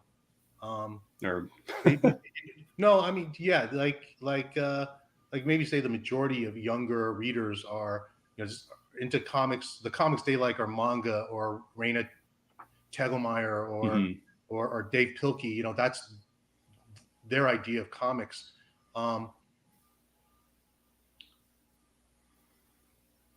When you poll the general public and you ask what comes to mind first when you say the word comic books, it's going to be superheroes. There's no doubt. And right. This is not how I collect or how I would suggest or recommend or encourage anyone else to do it. But there is a real focus now by a certain segment of the collector community that is primarily interested in investment. What are they into? Things like first appearances of Marvel characters, and these are things that wouldn't necessarily interest us, but in the long term, if all you care about is investment potential, that's probably it. Like, I'm not a 90s kid, so a character like Deadpool doesn't mean much to me, but with these movies, that first appearance of Deadpool is probably worth a lot more than any of us would ever imagine. But that's the reality. You have, because you're going to have people who are going to, their only idea of comic books is going to be superheroes, and right. then what superheroes they know, the ones they've been exposed to through media, and that's what's going to affect the value. So I think that's what I'm not sure who asked that question, but it kind of feels like like what's going to matter in 20 years is sort of with dollars and cents in mind. I'm for better or for worse, it's probably going to remain superheroes. And I'm hopeful as well, particularly after spending some time in Paris at the Pompidou and seeing. If anyone can get out there, it's just one of the most spectacular celebrations of comics that I've ever seen in my life. And it's all over it ranges from manga to classic superhero art to Alison Bechdel to all sorts of stuff. And spending some time in Europe, you see the appreciation for comic art at a much higher level than we see here. When I tell people I sell comic book art, they just kind of look at me strangely. But I'm hopeful, perhaps through the Lucas Museum and other, hopefully we're part of that too, kind of making it more an established thing that people take seriously as an art form. I'm not convinced that it will ever be like France, like it is in France, but we can certainly move the dial. I think then the dial has moved as compared to decades earlier. I think it's, that distance, that delta between us and France is so wide. I don't think it's going to be an incremental step. I think it's going to be a giant step. Like to what you said, I don't think we're going to be where France is, but instead of being, here, we'll be like 75% closer. We'll see. Comic Art Channels. He threw out a name. Daniel Warren Johnson. I don't know if you're pandering to me, Comic Art Channel, but I think. And Transformers to me is a goofy toy property, but it's become a pretty decent size IP. And now it's won, the two, to me, the two biggest Eisner Awards a series can win. Best series and best writer artist. So I think it's even more likely it's going to be an evergreen. So 20 years from now, I think you'll have kids still picking up the Daniel Warren Johnson Transformers trade. I think that's a good bet. I think that's a good bet. Yeah, and the art as well. When that drop happened, there was a lot of sticker shock. I bet. And I did not price it with the idea that this is going to be an important thing or anybody's going to win any Eisners for it. No, I was shocked it was even nominated, not because Dan didn't deserve it, but because it's a toy property. Right. Like Eisner's giving a nomination to toy properties, let alone now a win. I just priced it based on what I felt the demand was for Daniel's art, and there's a first issue premium, and to the extent that he's a real Transformers nut, and knows Daniel's work, probably knows this is going to be something special. But yeah, I know those prices were high, and people were shocked, and the people who bought them must have really loved it.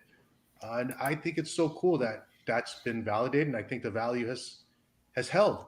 And I'm fairly certain that if I were to do that drop again, that every single page would sell again at the same price, maybe even more. Yeah, I'm sure that's more. Amazing. Yeah. I want to ask about one of the questions on this list was about commissions. Let me give credit to Brian from Sean's Discord. Felix really changed and upped the game for people getting commissions both in the mail and at cons. Is that something Sean and the Athenium crew talk about doing, or is it harder? And I know, Sean, you have done some commissions, and I believe you just announced a Matt Allison commission list. Yeah, sold all those out really quick too. Yeah. And I have to say, for Felix, I just want to ask about the history of when you decided to make that such an important part of your business. That's part of the Moneyball thing, because modern art is modern art, and it's only been sold a certain way. I wanted to change things up, obviously with the drops, but then also really promoting complete issues. And then with commissions, just getting creative with them and doing different things with them and showing people that, there are so many possibilities with commissions. I mean, commissions can get kind of stale or boring. It just, you have your 11x17 pinup and that's it. And it's just a single figure, and it's just very basic. And I wanted to expand the scope of what it could be. So we go anywhere from like a little sketch at a show, it could be as small as 4x6, what I call wall power, which is 19x24 or bigger. But nobody ever did those giant size ones before because nobody would really pay for those before, and then we did the things like sequential commissions, just basically like I said, expand the scope of what they could be. And now I think that's really changed the game, not just for us, but for all artists who do commissions, So, I mean, the other question was, what was your proudest moment? And I get it, Sean, that you're able to do these things as a result of Athenium. And I didn't know this at the time, but now in retrospect, I think Proudest Open was when I decided to make it official, and hang a shingle, because a lot of these things hadn't been done, and nobody knew if they could be done. I think it's it's a different situation if you want to be you started when I started 10 years ago versus now, the landscape is totally changed. I mean, that field has been tilled and seeded. It's just, you come in now. There people already know that they can get giant size commissions or that they can get complete issues. I mean, I think the job is easier now in that sense because collectors are aware of that and their eyes are open to it. Yeah. And I didn't set out to sell complete stories. I didn't think that there would be a market for that in my world. But I think because of what Felix has done, it's sort of an expectation, right? And I've sold lots of complete stories to my surprise. And the commission thing, to your question, Colin, I don't know. I just, it was never quite part of the business model for Athenium for a long time. I think partially because the folks I work with are so busy. The people that that would have the market for commissions. But we opened Tilly Walden, who had never done commissions before, at least at that scale, and we sold like 10 grand of commissions in less than a day, and it was for our world, for my world, that's like insanity. Like, how is that even a thing? Probably should have charged more for them. But there is this desire out there for, especially the folks like a Tilly Walden, like a Matthew Allison, who their commissions are out of this world, right? Like they put so much of themselves into making it so incredibly special that it gets folks excited. Like they really want to, everyone I think in the space has probably has commissioned something. There's an exciting kind of interaction between you and the artist. I tend to be someone who likes the artist to do whatever they want, give like very loose stipulations. And I know other folks have very specific things that they want, but there's something I think addictive to that as well, especially like, maybe I'm projecting, but those of us who are less artistically inclined, you feel like, ooh, I can kind of be a small part in making something really, really special. Well, for us, it wasn't just about the income, which was, hugely important for the artist. Sure. The commissions were really crucial in building their markets and promoting their work and getting eyeballs on their art. You had Daniel Warren Johnson, who was working on stuff that nobody was reading, and you couldn't. I could tell everyone about the merits and glories of Space Mullet, but most people weren't going to bother. But you draw a really kick-ass commission of Batman, now all of a sudden you got people's attention. And the same was true before that with James Herron. The most influential artist of the past, call it 25 years. Nobody really paid attention, or the wider collecting community didn't pay attention until he started doing commissions. And that's when people said, oh my God, this guy can really draw. And, Dan after him, and just you can go on and on down our list of artists. And it's really because these days there's such a thing as social media. Back in the day, well, if you got a cover gig, you took it. But these, the cover gig could be some random variant that the store may or may not order, that may or may not be face out on the shelf that, people have to scan. And this, the odds of a lot of people seeing them are pretty low. But you put a great piece of art on Instagram, you got tens, hundreds of thousands of eyeballs, on it instantly. And so commissions were key in bringing attention to our guys. Are they, this is for both of you, are they a pain in the ass? Not for me, because I vetted them already. Okay. I vetted them. I vetted them in person and by polling pros or colleagues. Tell me about them. What can you tell me about them? So I have intel. Now I think I might have said earlier I meet with everyone in person. I should say I meet with everyone I can in person. There are a couple of guys who are overseas, but at least we Zoom first, right? But it's never, okay, let's go. I mean, it has to be more thoughtful, for both of us. That's your best chance of having a long, fruitful relationship. I'm not interested in just having a guy because he's got a hot book, and then when the book is done, fine, you can go. I'm definitely thinking long term. And as frustrated as collectors can be that some of this art is hard to get, it's not because I'm making it hard to get, it's because there's demand for it. And I want to keep that demand going. And I definitely have a long term plan for that. So I guarantee nothing, but I'm doing my best. Sean? Pain in the ass about commissions or artists or both? Both. I mean, yeah, both. I mean, a lot of what we do is a pain in the ass, honestly. Yeah. I mean, herding cats is never fun. I get that, but I tell you, I mean, as much as I've talked tonight about, some of my artists that really use the funds to survive. I mean, sometimes it's hard just to get money to them, being like, hey, I need to pay you. Like, where do you want me to send this check? Like whatever. Artists are artists. And, I've learned a lot about how to work with different folks. Some are more oriented to business, others less so. I've learned as well that particularly with less experienced folks in the indie space, that sometimes maybe they're not ready to work with somebody, that maybe it's not a good time to connect.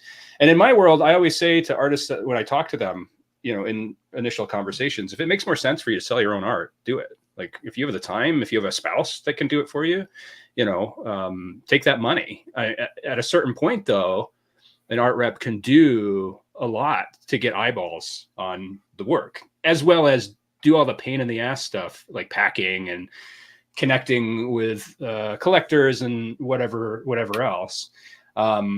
Commissions, I've been on the collector side of commissions, right? And being like, hey, it's been 8 months.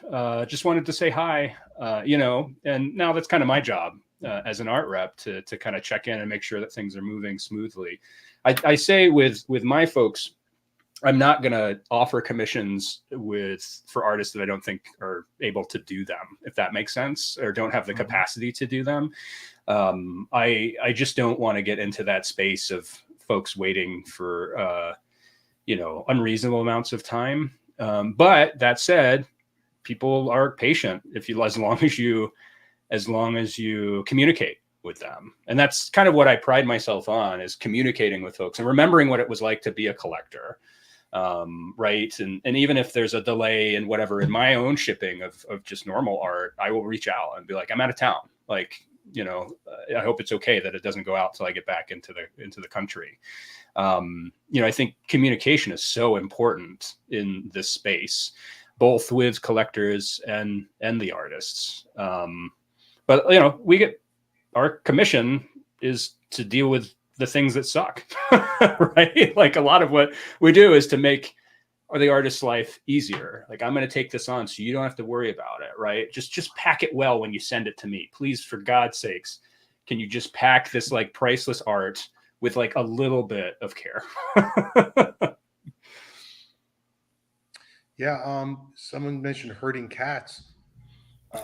I do conventions with these guys. I organize everything. We've even taken trips outside of conventions just to hang out. And I think for our group, there is a sense of camaraderie and a sense of team. So going in, so yeah, been lucky that way. That makes it easier to work with everyone together, and it's less like herding cats. That's what I'm jealous of Felix's group. It feels like such a tight knit, close group, and that's sort of my goal. I think it's more difficult in some ways. I have folks all over the place, but the more that I do the physical face-to-face events, the more that we can bring folks together. It was so amazing to be in Paris and to have Caroline Cash, Lily Blakely, who's from the UK, and Elizabeth Pitch, who's German, all meet in the same place, and us to kind of go to the Pompidou together. I'd love to create more of that community feeling, because some of those, like mentoring and other aspects of what communities are can benefit the group as a whole, especially if you're kind of thinking about, it's not only my art, but it's this group together, and we're all helping each other be more successful. Like, that's a great space. What I said earlier about identifying good people, right? And not just talent, but the talent also plays a part, because it becomes a mutual admiration society, and everyone's cool with each other. Nobody's no big egos getting in the way. Everyone's sort of learning from each other. It's crazy how much it's like a cross-cultural exchange, but between artists, that happens, and I think they appreciate that, and they look forward to being able to do that too. But I'll go back to commissions. You don't want people waiting a long time. I definitely don't want people waiting a long time, but it happens. Sure. It happens. I mean, and for us, what happened for us was the pandemic. When the pandemic started, we had no idea what was going to happen, if publishing was going to continue, if there would still be a direct market, if anybody was going to have work. One thing I did was I took commissionless, and I took long commissionless, just to make sure that there'd be some income coming in for these guys. But you have guys like Trad Moore, who never really did commissions before, and even a list of 20 is a lot for him. Is a lot. Yeah. Now he may be doing 1 or 2 a year, so people are going to have to be waiting forever. But I always tell people, if you want off the list, you don't want to wait anymore, you get a refund. I've got your money. I've just been holding it. It's no problem. And if people decide to wait, that becomes on them, because the money is there, and I'm frankly, I'd rather give it back to you. But if you want to wait, I understand too. But you have to wait. Yeah. All right. Well, we are now officially at the time that Felix had blocked off for us. So, no, I'm ready to keep going. I'm going to outlast all you guys. It's a challenge. So, huh? I don't know. Colin, whenever I go to Short Run, I stay at Colin's house, and we talk for 4 or 5 hours until easily. Yeah. Are there any last couple questions, Colin, that you want to ask or go through? I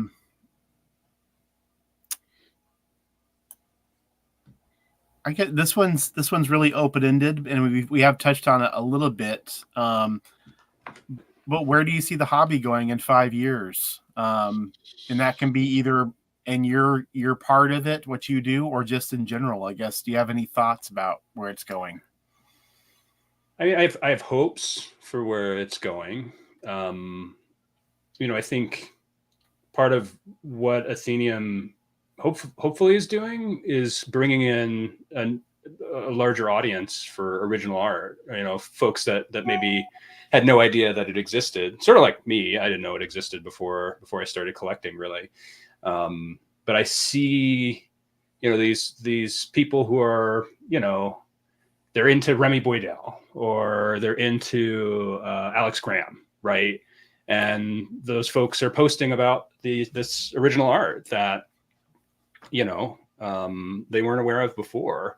And so you have this whole new group of people who are diving into this space. And I think, and this is me being really optimistic, perhaps too optimistic, but there's kind of an endless audience, even for comics, right? Obviously mainstream comics, everyone knows Batman and Superman and whatever. But I think in the indie space, there is such a smaller readership than most other pop culture spaces. And I truly believe, let's say Caroline Cash, Pee Pee Poo Poo, getting that book into someone's hands that maybe has never read a comic book before is going to potentially blow their mind. If I had known that there were indie comics when I was a kid, I think I would have continued to read, my Green Lantern comics, but I would have been blown away by the space. And I'm really hopeful that with all the diversity of voices and folks who are kind of at the top of their games in these smaller spaces, that it'll just continue to grow. And I think, you see some hope with publishers who are starting to, like the YA and younger market was oversaturated for a long time, but there wasn't really something in the middle, like right when you're like a young kid, you have your Dog Man, then you graduate to Raina's books, but like what's next outside of superhero stuff? And you're starting to see growth in those spaces, and that gets me excited for the future. I don't know about 5 years, right? Because it takes some time to have the income to be able to buy the art that you're nostalgic for. But I'm hopeful in the long term that folks like myself and Felix that are kind of expanding the hobby, that you'll just see more and more people join, and that's good for everybody, in my opinion. I predict in 5 years, Sean will be doing this full time, and Athenium and his artists will be bigger than ever. It's very kind. Well, no, book it. You can see a trajectory. And I'm not saying that just to say, like, I believe that, I can see it happening.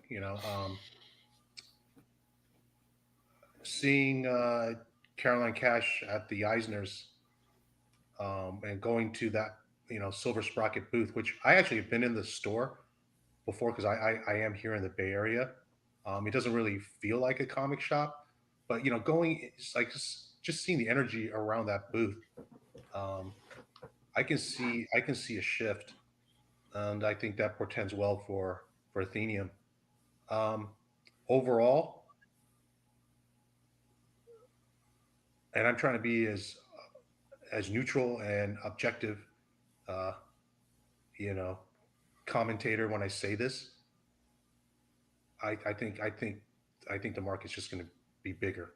It's going to be bigger at the top. It's going to be wider at the bottom. That's how I see it now, barring anything weird macro happening. If we're still doing okay, I think interest in the art form is only going to grow. Do either of you think that we've mentioned manga, we've mentioned YA, we've mentioned Raina Telgemeier and Dave Pilkey. Do you think that the fact that the most popular comics people read when they're young, that they're never going to be able to get a hold of any of that art, is that going to frustrate people? I mean, Raina is all traditional up until recently. But does she sell? Not now, but yeah. Not yet. You mean like the because it's digital, a lot of the art's digital, or people are selling? I just mean, if it makes sense that people Felix's age want Dark Knight pages. He loved Dark Knight. It makes sense that someone who loved Neil Adams' Batman wants Neil Adams pages. He loved Neil Adams when he was 10. Jack Kirby, a lot of these people, it's like you love them when you were young, so of course you're going to respond to that, and that'll be the first thing you go look for. You might not be able to afford a Watchmen page, but you're going to go look for that because that's like, oh, I loved that comic. Let me go look and see what that costs. But if you loved Akira, Blade of the Immortal, something like that, or Naruto, or if you loved any of Raina's books, or if you love Dogman, you're not going to be able to buy that art, probably. I know some manga pages slip out, and maybe that's changing over there, but it's tough when all these kids are laying on the floor at Barnes and Noble reading manga, and they're not going to be able to buy those pages. That's a great question. You're basically, those are collectors that'll never develop because what they would want just doesn't exist. But I think you have your people who are strict, only know Raina, for example, and they grow up. Oh gosh, I would love to own a page from Drama or Smile, and only to find out, okay, that's impossible. You won't get those people, but I have a feeling that most people will read more than that, and that there will be something for them. Um, Yeah. but we'll see. I mean, look, I think among the three of us, I mean, one thing that's almost timeless is Calvin and Hobbes. It doesn't matter, you know, if you're 20 or 80, you know, you love Calvin and Hobbes. We would all love to own a Calvin and Hobbes original, but that's you know, it's not going to happen. Basically, that hasn't stopped us in finding other things we like. Sure. Yeah, I agree with Felix, and I mean, I don't know how mainstream like original art comic book art collecting will become, right? Like it'll always be, I think, fairly narrow. But I hope, you know, to Reba's point, right, that we have, you know, it's not just mostly dudes that are collecting. But within that space, we're all addicts, right? Like we're always going to find something, right? Just because, like, I don't know what the equivalent would be, but you know, a rare record, right? You can't find it, doesn't exist, or there's like one copy of it, or there's not many copies of it, or a rare book. Doesn't mean that you're going to stop collecting. You're just going to find other stuff to collect. You're going to fill your house full of stuff, regardless. I think it depends on what we're talking about. If it's just strictly Marvel, DC superheroes, that's mostly dudes. But I've sold art for Brian Lee O'Malley for 10 years, and you know, this is just my impression. It's not an absolute accurate number, but it really feels like half the people who buy that art are women. Mm-hmm. So 5 years from now, 20 years from now, I think there will be more and more women collectors too. You know, we'll see more women buyers. I mean, it's a mix for me. I mean, I think the folks that are in my space that are buying large quantities or the higher ticket items tend to be, you know, older men, partially because that's the people who have the money to be able to buy it, right? But I see a space where, you know, like Tilly Walden, like all sorts of people. You know, one of the biggest Tilly Walden collectors is not, you know, doesn't identify really with any of the identities that Tilly has, but is in love with Tilly. I think there's some universalness to the work that she does. And it's exciting to see new folks come in and buy things as well. I mean, I've had people who are like, my daughter loves Tilly and, you know, wants to become an artist, and I'm buying this piece to you know, inspire her, right? So I'm already seeing like a different kind of demographic of folks slowly creeping into the space, and it's exciting. I you know, at the most capitalistic, I want your money, so I'll take it from anybody, right? Well, the demographics of artists and cartoonists have changed so much in the last 25 years.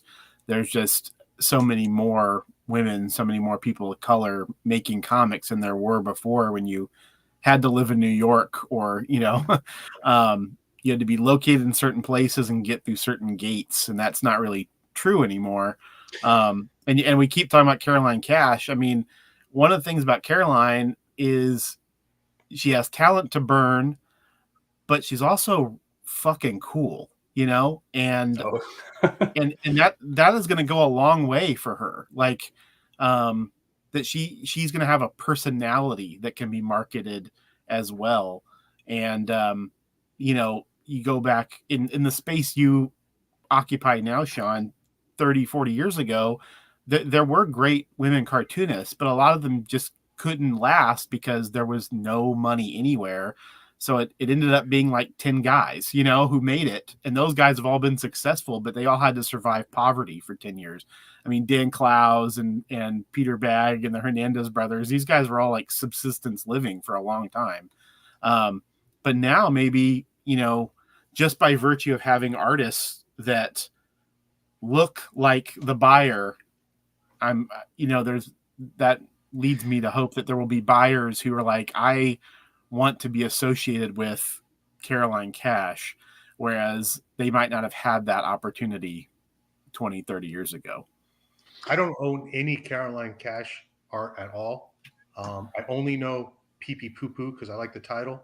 But there is, I mean, we just don't know how things will shake out or what will happen. There is a major collector's completely underground, black hole, doesn't talk to anyone. He is a huge reason why Dan Clowes is no longer, you know, living on a subsistence level, right? So, yeah, I mean, I would say just because someone isn't doing Marvel or DC doesn't preclude them from having a very active collector base, a very motivated collector base. And so that's why I say, look, again, just we rewind this 5 years from now. I'm not saying everyone with Sean, but I think Sean's got a good eye, and we'll see. We'll see. Sean, what do you think? Yeah, I mean, for those in the audience, I'll give you a scoop. Pretty much everything Patience and before has freaking sold complete, even Ghost World. Yeah, Chew on that. That's incredible. Crazy. That's why incredible. you'll never see it. You'll never see it. As much as I'd love to get something from Wilson or Icehaven or what, it's no, gone. Yeah. Well, and not to talk about Caroline all the time, but she has a really sharp head on her shoulders. Like has not let go of any covers. We sold one variant cover that she did for a friend. All those Pee Pee Poo Poo covers are sitting there, and we're gonna do a big show with them at some point. But people ask me pretty frequently about those covers. And I think it's smart, I think, there's always the risk it's a gamble. It's a gamble. Mm-hmm. It's a gamble to sell it. It's a gamble to keep it. Right. So it all depends on where the artist is, what their needs are, what they want. I mean, I tell my guys, I give them the full picture, and anything they don't want to sell or I feel we should keep. But invariably, they want to sell it. You talk about having two little kids, how expensive it is. Their day-to-day reality is what determines this. Because I mean, the fact of the matter is, we don't know what tomorrow's going to look like, and a lot of them opt for the bird in the hand. But we'll see. Well, I think I don't think Nate Powell would mind me telling this, but when we first started working together, he hadn't sold pages in a while, here and there from March. And he said that when he got into cartooning, that the old timers said, hold on to your art because that's your retirement plan, right? And so he kind of followed that advice. But then this was like pandemic-y. He was like, I don't know what's going to fucking happen tomorrow, and I have these like endless boxes of art sitting there. Let's sell. If he sold 10% of it, he would still have a tremendous amount of art in storage. So why not, pay the bills while you can? Well, ML says, I love when an artist bets on themselves. Well, to me, an artist bets on themselves when they decide to become an artist, when they decide to do comics. The art, you're not betting on yourself necessarily. You're betting on there being a comic art market, however long down the road. You're betting on there being interest in your art. You're betting on there being people caring about what you drew. Even if it's Marvel or DC, you're betting on that more than you're betting on yourself. You've already bet on yourself. You've created the work. The art is the original art is an artifact that is a collectible. And there are, all these variables that'll come into play as to what will happen down the line. Let's all hope things are good and things continue to go up. But again, it's not anything we can say. None of us can say for sure. Well, I don't have the collection that Felix has, but I never go into buying art thinking that it's going to be my retirement, right? Yeah, I'm keeping my collection not because I'm betting on it. I'm keeping my collection because I enjoy it. I right. enjoy having it. I enjoy looking at it. Right. I always feel like I'm burning money. Like, I think that's you have to, in my opinion, as a collector, buy it because you love it. Right. And that if you happen to have something that people love later down the line, great. But like, I don't know, you can't take it with you, like I am burning money. Mm-hmm. That's how I look at it. I am burning money. But I'm only here on this earth for so long. And if it's something that'll bring me a little joy, a little happiness, I'll take it, and I'm not going to apologize for it. Now, I'm not going to be so irresponsible that I'm burning money to the point where I'm homeless. Right. But, like you said, you can't take it with you. You can't take any of it with you. So my point of view has changed. I'm going to enjoy what I can while I can. Well, and to the point around, being responsible in your collecting, I think we all know collectors that kind of buy up a ton and then have to sell it when, I think there's always moments in your life, like Felix said earlier, if anything happened to my family, all the art would be gone. Not that anyone would want my art, but maybe the chili cover would get me something. But I'm always sort of surprised at some of those collectors that collect well beyond their means. It's just not a very sustainable way to collect. And I don't know. It makes me, I don't know. It's like a drunk having to kind of be like, are you sure that you can do this? Is this going to be great for you? I don't see a ton of people like that, but it's definitely something that I think is concerning when you see that kind of habit. That's when it's like a true addiction, right? And at that point, are you really loving all the things you're buying? I think if anything, part of why I've slowed down is that I really want to love the piece I bought as much as when I bought it, 5 years, 5 years later, I'd love it as much as I bought it that day that I bought it. And I think when I started, that was not always the case. You would just I would buy things kind of impulsively. And now I'm really focused on getting something that I think is going to be meaningful to me over time. Yeah. Well, you only know that 5 years later. Sure. That's fair. But then that's how we all become, I think, better, smarter collectors. It takes time. I think someone had a question, what advice would you give new collectors? Just that it's going to take time. You're going to make mistakes and just try to learn from them. Don't try not to, keep making the same mistakes. Mm-hmm. Your taste may change, but try to know what you like. I mean, I think the shock and effect, is doesn't lead to long-term happiness,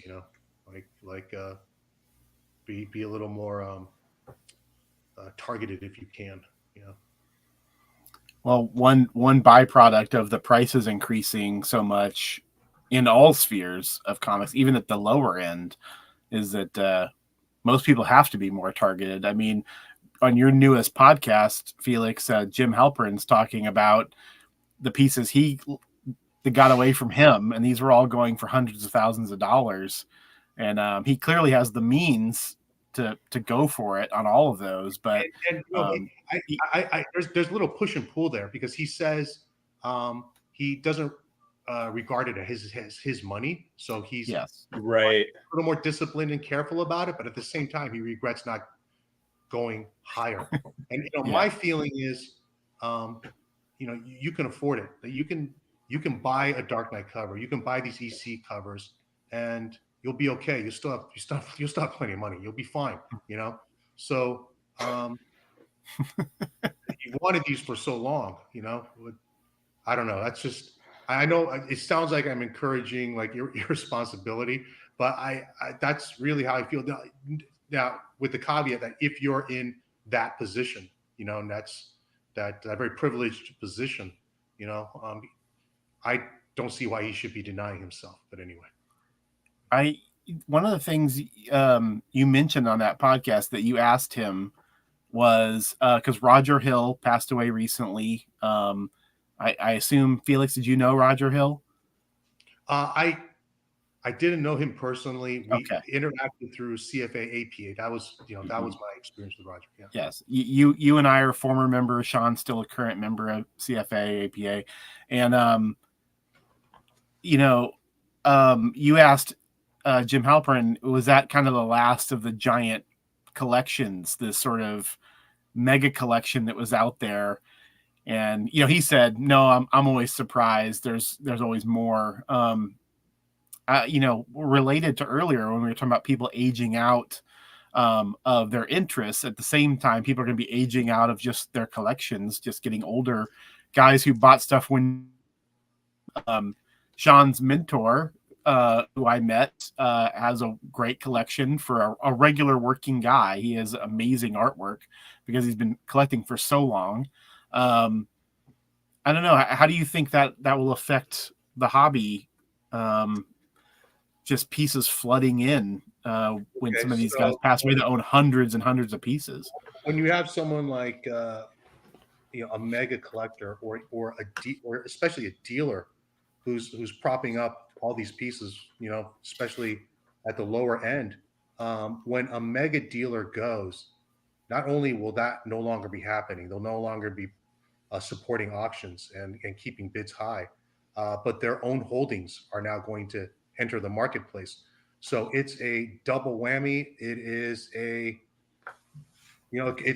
could be like an extinction level event in our hobby. It's this giant volcano going off of all the 60, 70, 80 year olds, cashing out at once. But will something like Lucas Museum bring in new people, new money to absorb that? Time will tell. Time will tell. But otherwise, yeah, it does feel like a day of reckoning, which I've felt so basically, like when I got into collecting, it was about 20 years ago, and I remember going to an early collector's dinner. I looked around like this big group of people. I realized everyone's about my age or even slightly older, but that meant like all our kids are going to be college age around the same time. We're all going to be retiring around the same time. We're all going to be dropping dead around the same time. So, there's all this art that we really care about now that we're not going to be around to care about. Who's going to care about it after us? I mean, this market may have a lifespan as long as ours.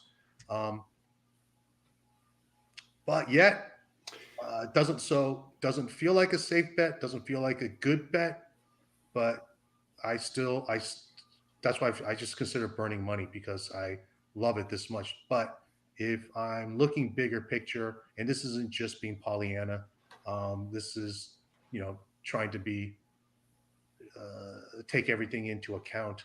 I do think there is going to be continued interest in this art form. Not everything, maybe not the same things we care about, but just comic art in general. I feel is going to be bigger.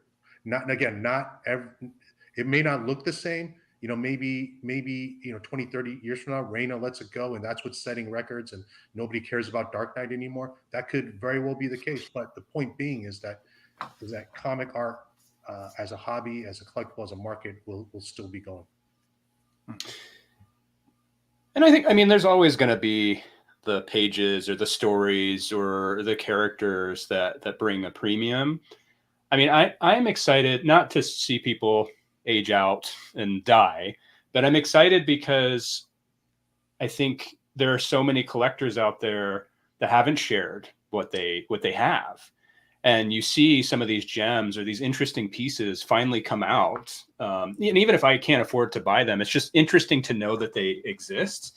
And I think that's going to be a byproduct of just the passing of time, is that, some of these pages that either maybe people thought were gone, that just someone threw out, exist in someone's, closet. I'm going to guess Colin knows this title more than you, Sean. Colin, do you remember the Scott McCloud title from Eclipse called Zot? Yes. Title? Okay. I really enjoyed it. But even back then, it wasn't exactly a hit. It had a very small cult following audience. The number one cover just hit the market a couple of weeks ago, and it hadn't been seen in, I don't know, in all this time. And it was from a family, a husband and wife. They collected the art. The husband passed, and now that art collection is hitting the market. Well, you have any guess as to what that cover might have sold for? Just curious. What, it may be based on nothing. Just maybe you're pulling a number out of thin air. But what do you think? Was it in Heritage or was it a private sale? It was a Hakes small Oh, Hakes. auction house. Yeah. I'm gonna say 4,000. Okay. How about you, Sean? I read about it today, so All right, so 21,000. Wow. 21,000. You could have bowled me over with a feather. I'm good at 4,000. Like, I would have been happy to pick that up at 4,000. Who is buying Zot #1 at $21,000? And I look at that, and if I had to bet, as that guy's going to be buried with it. It'll never see 21K again. I think that's a safe bet, but who knows? Who really knows? I love Nexus, and I'll pay up for Nexus art. And in the last couple of years, there's been this big spike in Nexus prices, and I'm guessing the buyers are all probably around my age in their 50s. They just liked it because they read it as a kid. But who's gonna care? 10, 20 years from now. I'm not too optimistic on that front. I'm going to enjoy it until I'm dead, but I apologize to my survivors and heirs, as but this market is crazy. It's crazy. I would have thought Zot would just become worth less and less and less, and there you go, $21,000. Just crazy. Can't believe it. I mean, at least McLeod had a. If whoever's out there, if they happen to be listening, I'm not casting aspersions on your. Congratulations, great cover. I hope you enjoy it for a long time. Yeah, I'd say at least McLeod, he had Understanding Comics, which has been a perennial bestseller, probably kept his name out there. But if I had to guess, I would say it's probably someone your age who has money and loved Zot. He just, it might have been his favorite comic when he was 15 years old. And he's like, I'm going to the wall for this fucking thing. Because I can't imagine. It takes two people, though, right? Like someone else had to be. Like there's two people. You asked the question, Colin, was it at Heritage? So that begs the question, would it have gone even crazier at Heritage? Yeah. Yes. It's nuts. I dig that cover a lot. I'm jealous. I don't know how far into the podcast you listened, but I asked the question, what's the oddball piece of art you're looking for? And mine would be, and this is like very oddball, the cover to Atari Force #1. And now I'm thinking if that shows up, that might be $21,000, Oh, I bet it would be more. Oh, thanks, Colin. Thanks a lot. That's why we should never talk about this out loud, right? That's a far superior artist, and it's DC, and it has more nostalgia, probably. So sorry. All right, I'm not getting it. Good luck to everyone when that shows up.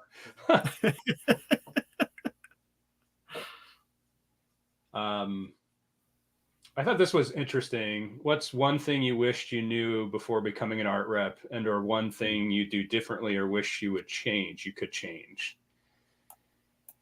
What do you think? You know what? I've been knee deep in this hobby at just about every level, from your freebie sketch to high value art, and I knew everyone. Well, I should say everyone. I knew a lot of people at every strata of this hobby, so I knew the collecting community well, and so there weren't really any surprises for me. And in terms of what I would do differently,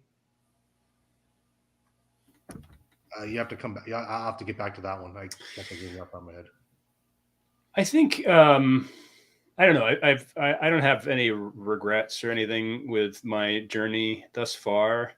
I think that I may it would have been good to be a little bit more confident in reaching out to some folks that I really wanted to work with earlier. I think everything kind of comes with time, and part of my success is kind of building over time. But I definitely think that there are folks that I'm in conversation with in terms of working together that are people that I'm really excited to work with.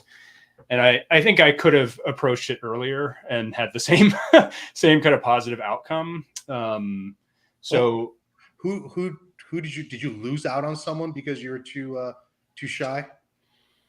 No, I guess there's never been that case. It's just more of a matter of the time wasted. You know what I mean? Like we could have been kind of working together, developing that relationship earlier.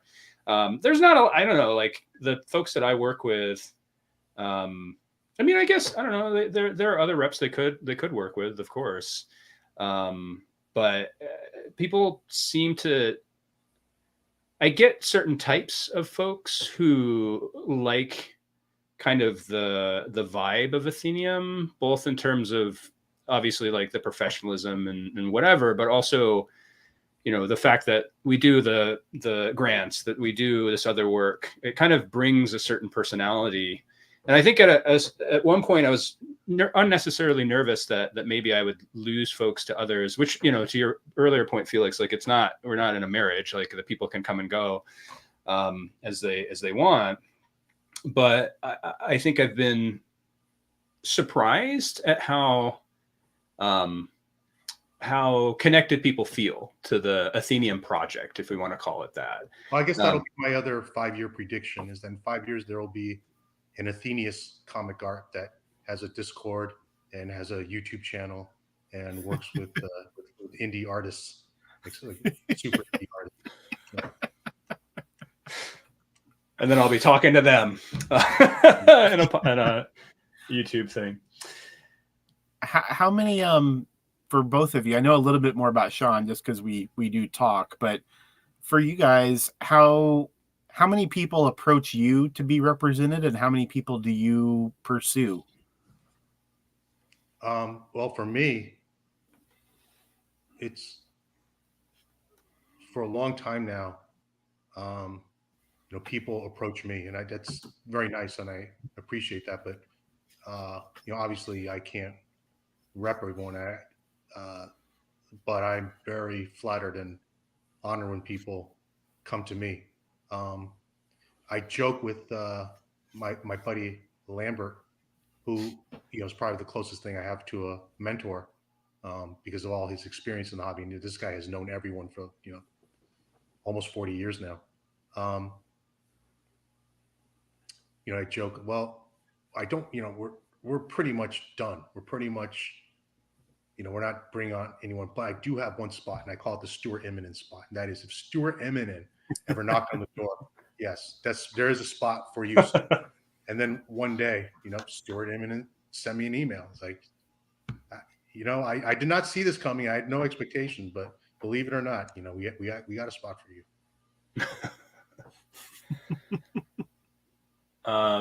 On my end, that's an interesting question. I've definitely pursued some folks, but I think the vast majority people have reached out to me, and even people that I was kind of surprised at because of the networks that are created through Athenium. Like, you'd be surprised at how many people have helped on a project or colored this or did something in the background. Like there's this picture of the indie space that I think that's like one person does everything, and that's not true in a lot of cases. And so, yeah, I mean, I think I'm at a point where most folks are coming to me and I have to turn away a decent amount of people. And I feel bad. But I tell them if I'm going to work with you, I want to make sure that I have the capacity to give you as much attention as the other artists. And I have to be really selective at this point because I do have so many folks. And so I just have to be kind of cautious that I don't get too big. Like we were talking about the other art rep space that got too big. and other things. But for me, I always looked at it more as like, maybe not more, but a model to look at is the fine art world as well, right? And so, these spaces that have like 1 million pages available, like every single thing that an artist has done doesn't make a lot of sense to me, because you're flooding the market with these pages that just sit for forever. Right. And I think curating it and making it a little bit more limited is exciting because there's only so much of it. And it's not overwhelming, and it doesn't feel like you're in I guess I won't say that analogy. It doesn't feel like you're in the space of like endless things that are worth less, if that makes sense, right? Like I want to help elevate this to the art form that it should be, right? And so, it's interesting with like Caroline starting to do like pieces for MoMA, right? And some of the artists I work with have done pages for pieces for like the New Yorker, et cetera, et cetera. And like there's a different kind of space that some of that art goes into that's more aligned with the fine art world than traditional comics. And I think that's where I want to get to, because that's where, there's a whole other audience that has the means to help kind of grow my space, at least.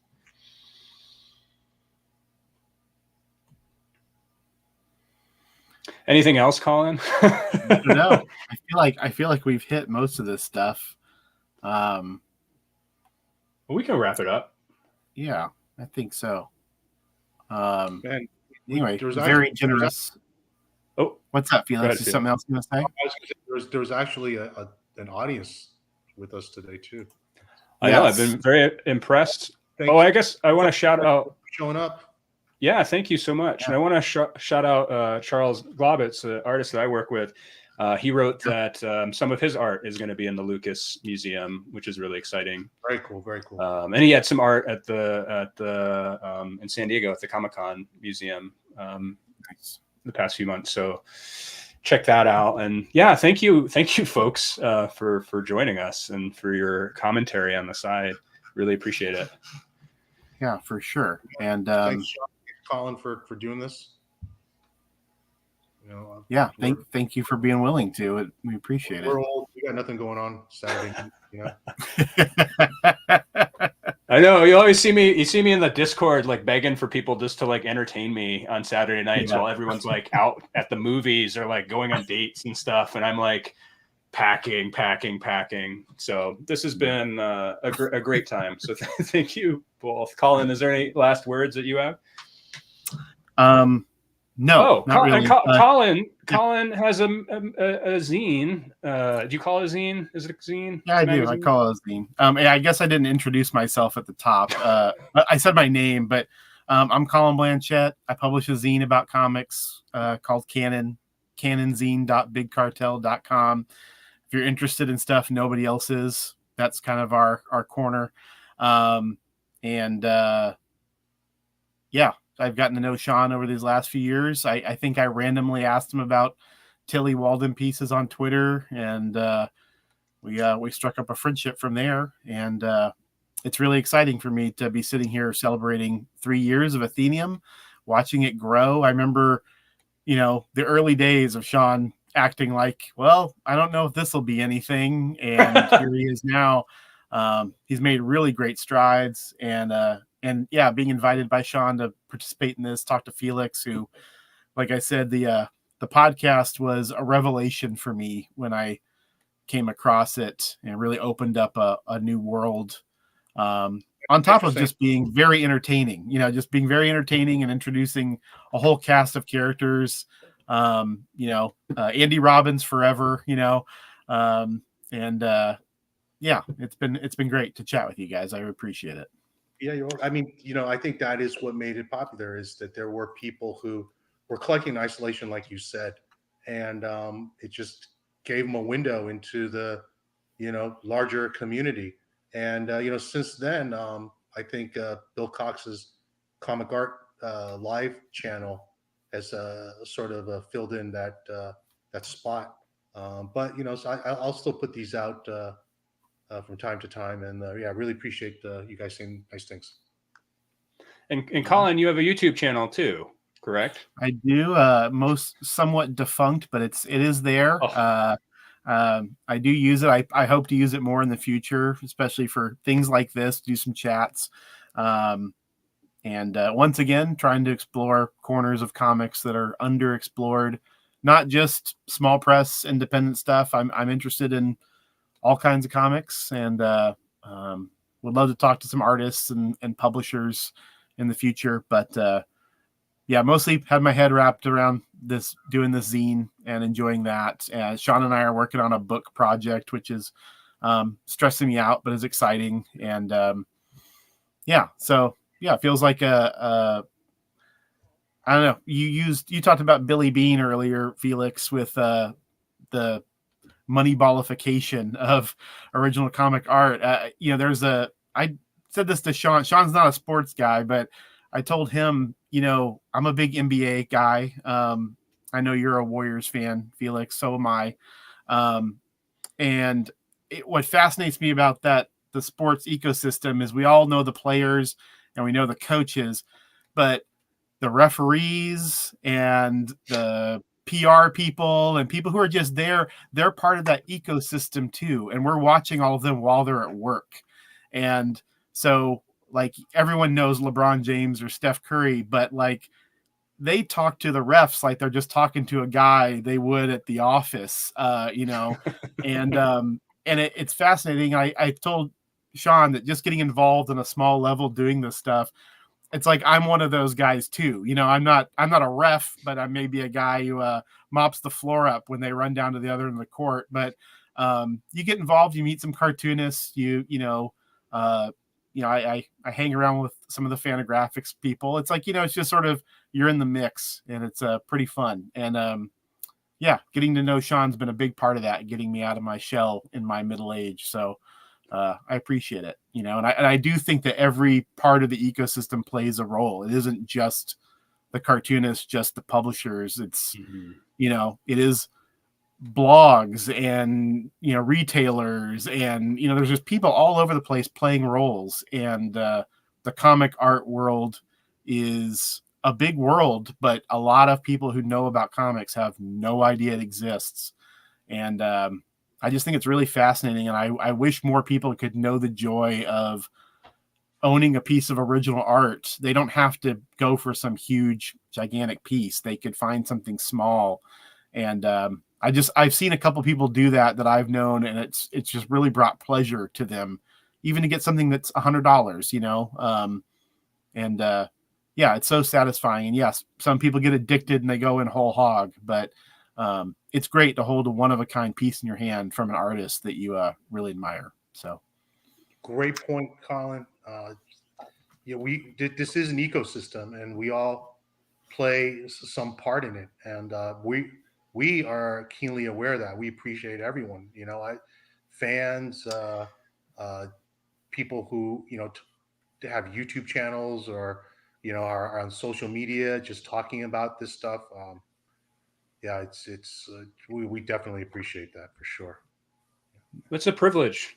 It's just, I in a lot of ways I'm living little Sean's dream, right? Of being around all this amazing art and the artists and the fans. Like, we get this really interesting vantage point that's unique and really rewarding. And I personally, I think it's just such a privilege to be in this space and to hang out with folks like the two of you. So thank you all. This has been a wonderful chat. We'll have to do it next year. Fourth birthday for Athenium. All right. Okay. Thanks, everybody. All right. Good night, guys. Have a good night, guys. Bye.